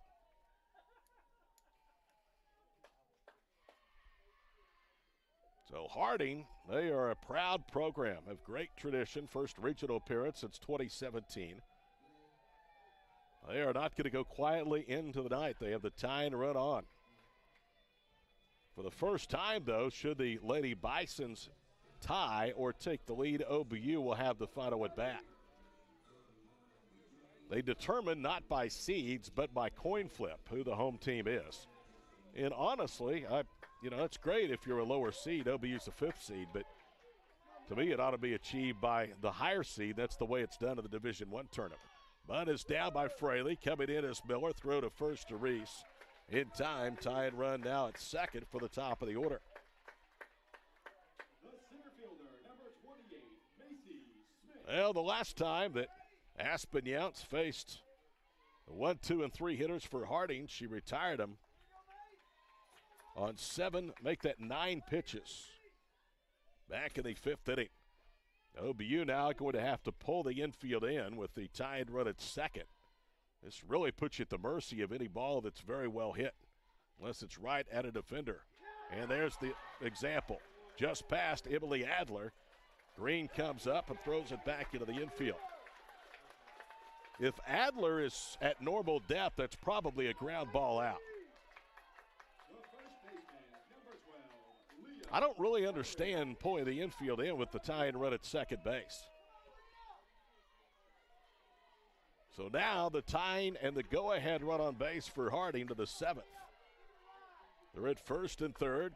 Leah Harris has had herself a year. Aspen Younts in trouble here in the 7th. Can OBU hold them off? The first pitch. Downstairs, 1 ball, no strikes. So the answer is that Kaylee Jones is not available. If she were, you would think they would go get her right now. But she has thrown 15 innings in pretty sweltering conditions the last 2 days. Her bounce back in between games 2 and 3 certainly a little bit difficult. Here's the 1-0 pitch. Downstairs, and it's 2 balls and no strikes. Come on, Aspen, don't give this away. She has pitched so well. Lady Bisons have out-hit OBU now 8-7. 2 hits, a sacrifice here in the 7th inning. Here's Aspen's pitch. That's high, and it's 3 balls and no strikes. They have to be pacing in the OBU dugout. Sam Maples has the clipboard in her left hand. She is standing out in front of the dugout on the third base side. Gives the signs. Aspen Younts about to deliver a 3-0 pitch. And she gets it at the knees for a strike, 3-1. That was awful close to being ball 4. So now a plus count for Leah Harris.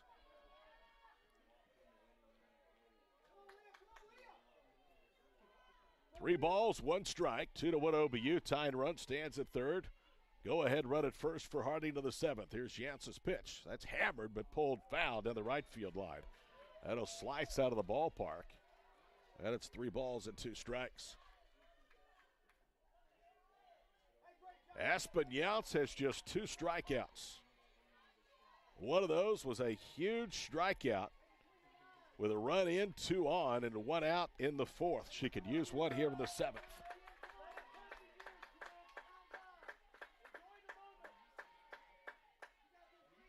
Here's the payoff pitch.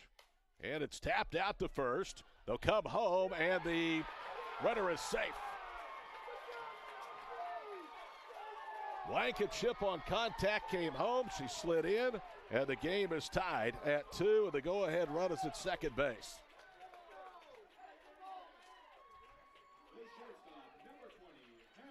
So a fielder's choice RBI for Leah Harris, and it's 2-2. Hannah Jones, a base hit away from giving Harding a 7th inning lead. Here's the pitch. Upstairs, 1 ball, no strikes, and now OBU has some problems. Even if they get through this 7th and bat with a tie in the bottom half of the inning, they are facing Abby Birch, who has less than a 1 earned run average, is 3-0 in 3 decisions this year. And she is the pitcher of record right now. Here is the 1-0 pitch. Didn't mean to, a wicked changeup, and it's 1 ball and 1 strike. That was just ridiculously good.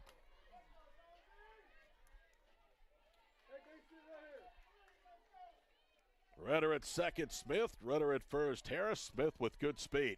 He'll try to score on a ball to the outfield. Here's the pitch. Downstairs, 2 balls and 1 strike. Aspen Younts, pitch count, nose it up towards 100. That was her 93rd in 6 1/3 innings.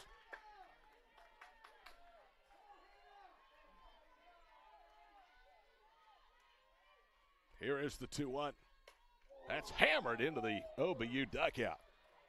Boy, she took a mighty swing and was just out in front of it. After that swing, you wonder if she doesn't come back with another changeup. Jones was extremely aggressive. 2 balls, 2 strikes. Run in, 2 on, 1 out. Harding top of the 7th in a 2-2 game. Now the offering. Bounces to the plate, blocked by Campos, no advancement. You better get Jones. The cleanup hitter, Emma Curry, is on deck, and if you don't, the worst case scenario is the bases are loaded. That's if she doesn't get a base hit. Sam Maples feverishly going through the signs. Now the 3-2 pitch. That hit her in the hip.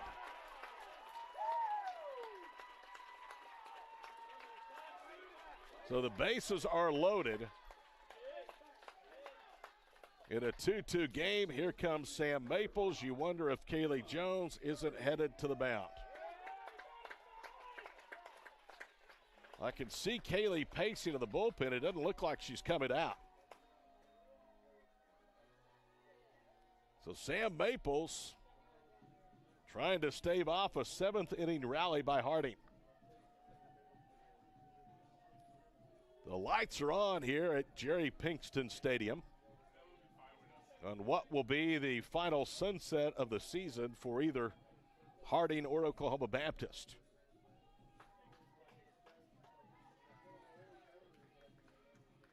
Sam walking quickly back to the third base dugout. Has her hair in the ponytail with a white visor. Gray shirt, black shorts for the 5th-year OBU head coach. A 2-2 game, and again, the Bison this time now will have to pull the infield in. Harding with a run of the 4th, have tied it with a run of the 7th, and they have them loaded with 1 out.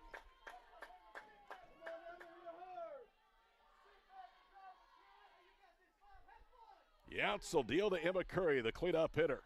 First pitch is hit hard, and that just missed Ashley Reeves, the head coach of the box, and it's no balls and 1 strike. No surprise these two teams are playing another close game. The regular season series was decided by a total of 6 runs. Yesterday was a 2-run victory for OBU. 0-1 the count, and the pitch. Swing and a miss, and it's no balls, 2 strikes. That one fell off the table, and Emma Curry swung over the top of it. Don't want to give her anything real good, but you have to throw a strike because the bases are loaded. Force at every base. Aspen with the biggest pitch of her career, the 0-2. High and away, 1 ball, 2 strikes, and they continue to get bigger and bigger with every offering here in the 7th inning and perhaps beyond.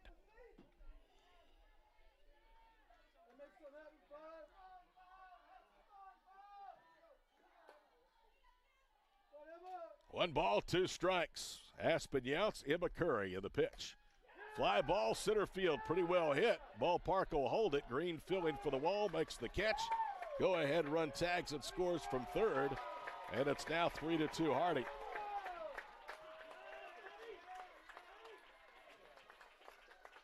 So Harris slides into third. Runner remains at first with 2 down. That ball was really well struck. Sammy Green had her right foot on the warning track about halfway between the outfield surface and the wall, and she had her right arm extended outward, filling for that fence. So Harding with a 2-run 7th has a 3-2 lead. Here's Riley Price, a swing and a miss for a strike. Runner will take second with no challenge from OBU. That's Hannah Jones. And it's 0-1 to Riley Price. Tell you what, this will be an absolutely horrible way to go into the offseason.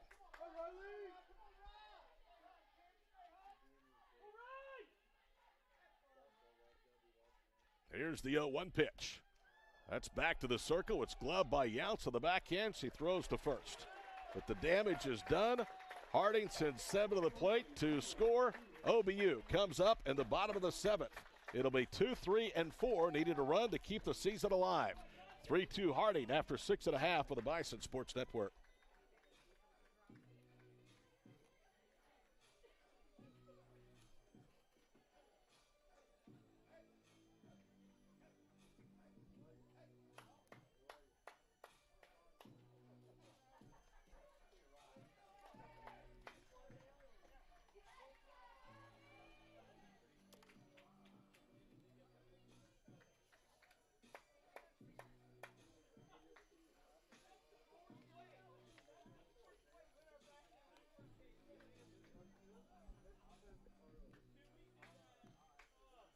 It bears repeating.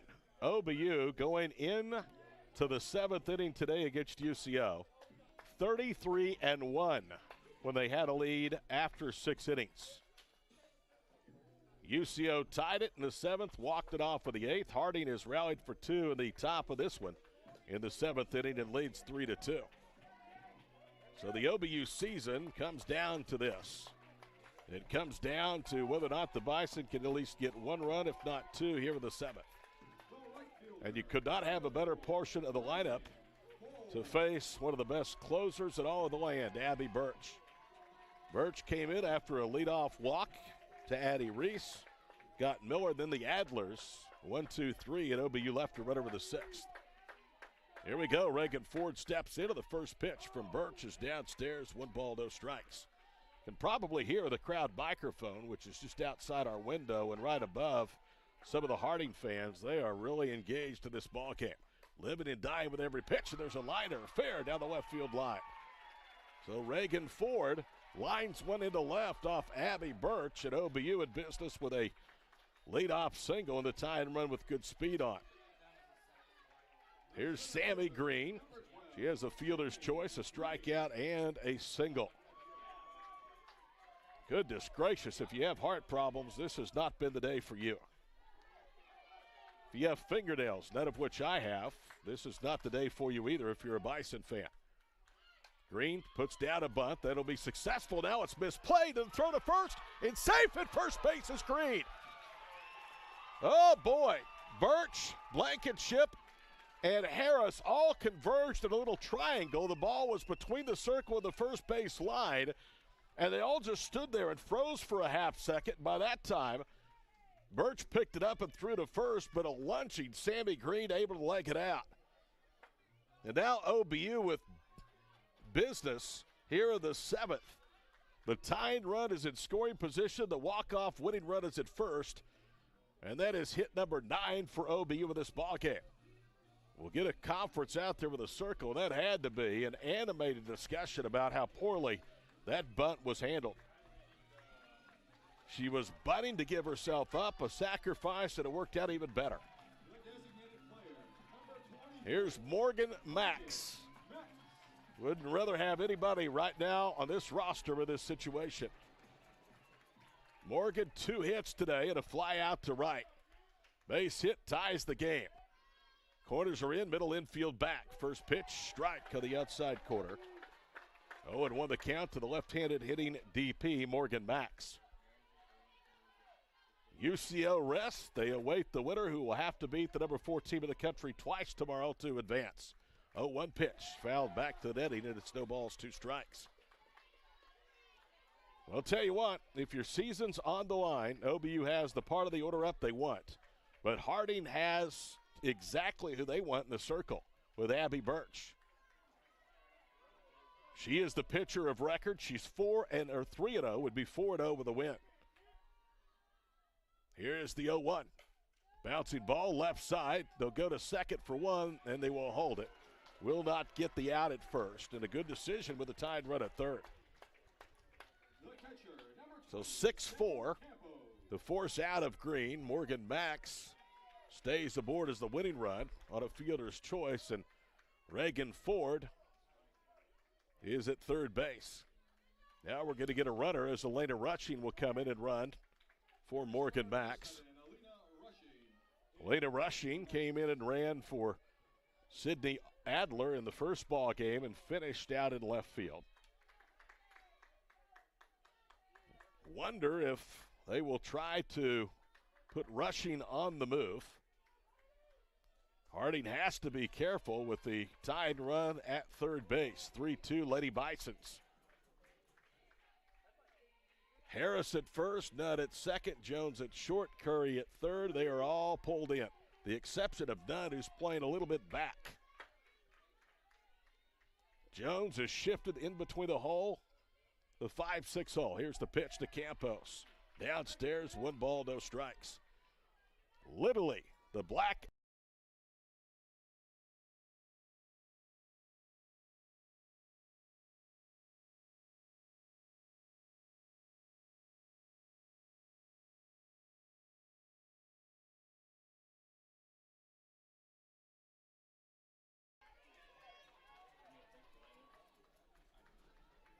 Three-two, bottom of the 7th inning, season of the line in Edmond. Birch brings it home. This is downstairs, and it's 2-1. Harding fans didn't like it, but that was low. Abby Birch, a junior from a sweetheart of a town, Romance, Arkansas.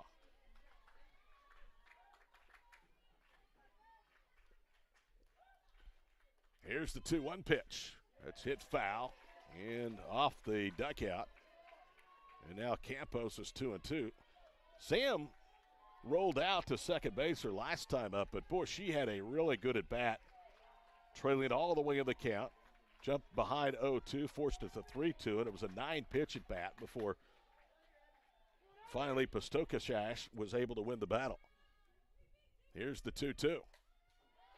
And it's fouled back again off the netting.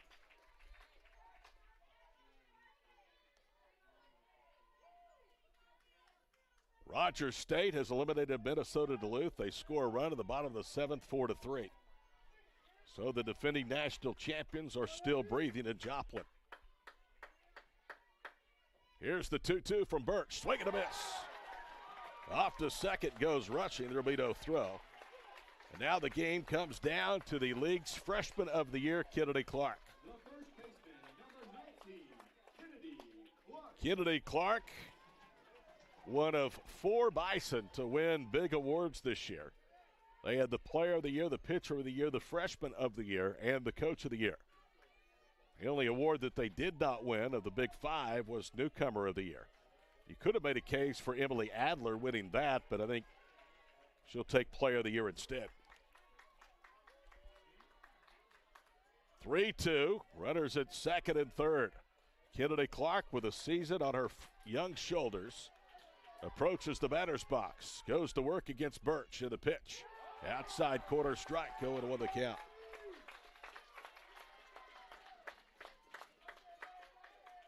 OBU is making Abby Birch work for it.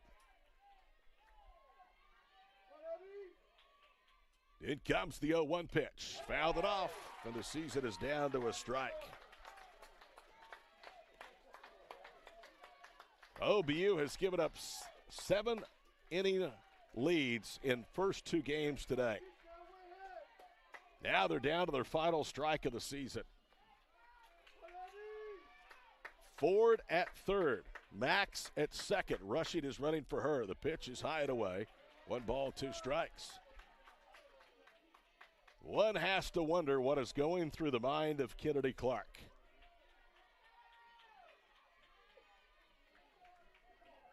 Drags her bat head on the carpet. Digs in for the left side. Abby Birch delivers the 1-2. And she stays alive as Kennedy fouls that one out of play. Bison had lost 1 game this year of 34 in which they led going to the 7th inning. They're in jeopardy of doing it twice on Friday, May the 12th. And if they don't rally, it might as well be Friday the 13th.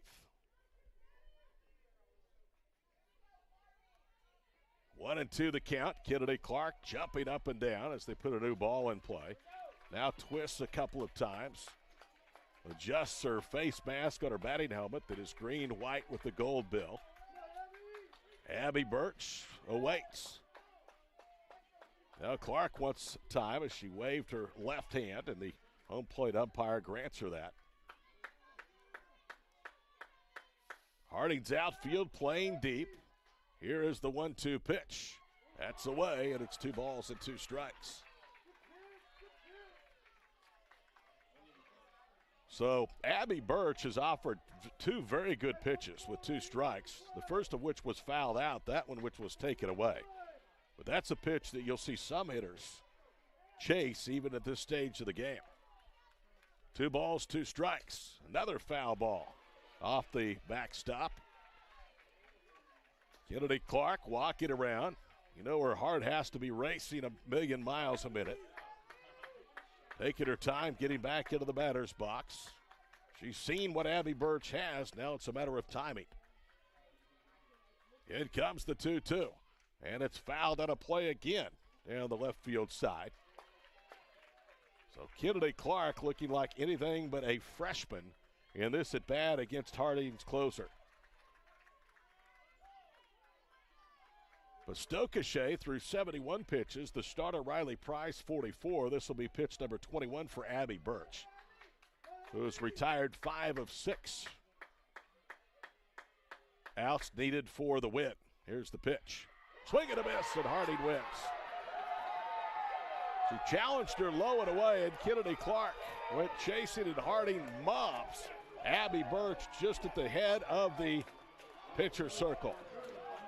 An unbelievable season, a season of so many firsts, ends in utter heartbreak today here in Edmond for Oklahoma Baptist softball. 3-2, the final score. We'll be back to wrap it up right after this.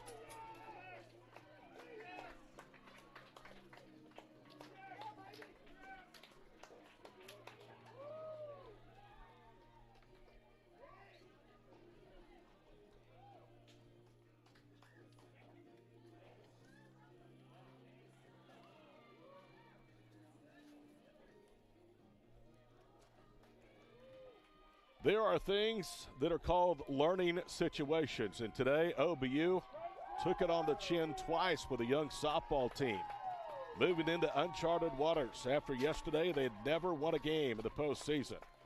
Today, they had the best team in the regional down to a final strike and ended up losing in walk-off fashion in the 8th. They had Harding down to their final outs in the 7th inning and give up 2 runs, and unable to cash in with the tied and winning run in scoring position against Abby Birch, and Harding eliminates Oklahoma Baptist 3-2. 3 runs, 8 hits, 1 error for the Lady Bisons. For OBU, 2 runs, 9 hits, no errors. The winner is Abby Birch. 2 innings, 2 hits, 3 strikeouts, no walks, and no runs. The loser will be Aspen Youts in her final game on Bison Hill. Pitched well enough to win, 7 innings, 8 hits, 2 strikeouts, and a walk. All 3 of the runs against Aspen Youts were earned. So Harding huddling up on the first base line. Sam Maples, Jay Brewer, Hope Madden huddling up, a heartbreaking broken bunch of Bison out in left field as the season has come to an end. So the Bison finished with a 44-12 record. Harding will advance to play in the championship game at 1 here tomorrow against UCO with their 46th win and 13 losses. The utter joy, the utter heartbreak of victory and defeat. It's what makes sports so great, and we're seeing it on full display here at Jerry Pinkston Stadium. That's going to wrap it up here from Edmond. Appreciate everybody with the UCO Department of Athletic Communications for their helping us with the broadcast this weekend. Great facility. They have a great club. We wish them the best of luck going forward. We also wish Harding for the Great American Conference luck tomorrow against the top seed, Central Oklahoma. For the final time, our score here in 2023, Harding 3, Oklahoma Baptist 2. Till we join you in the fall, it's been a pleasure here this season. I'm Todd Miller. Good night from Edmond.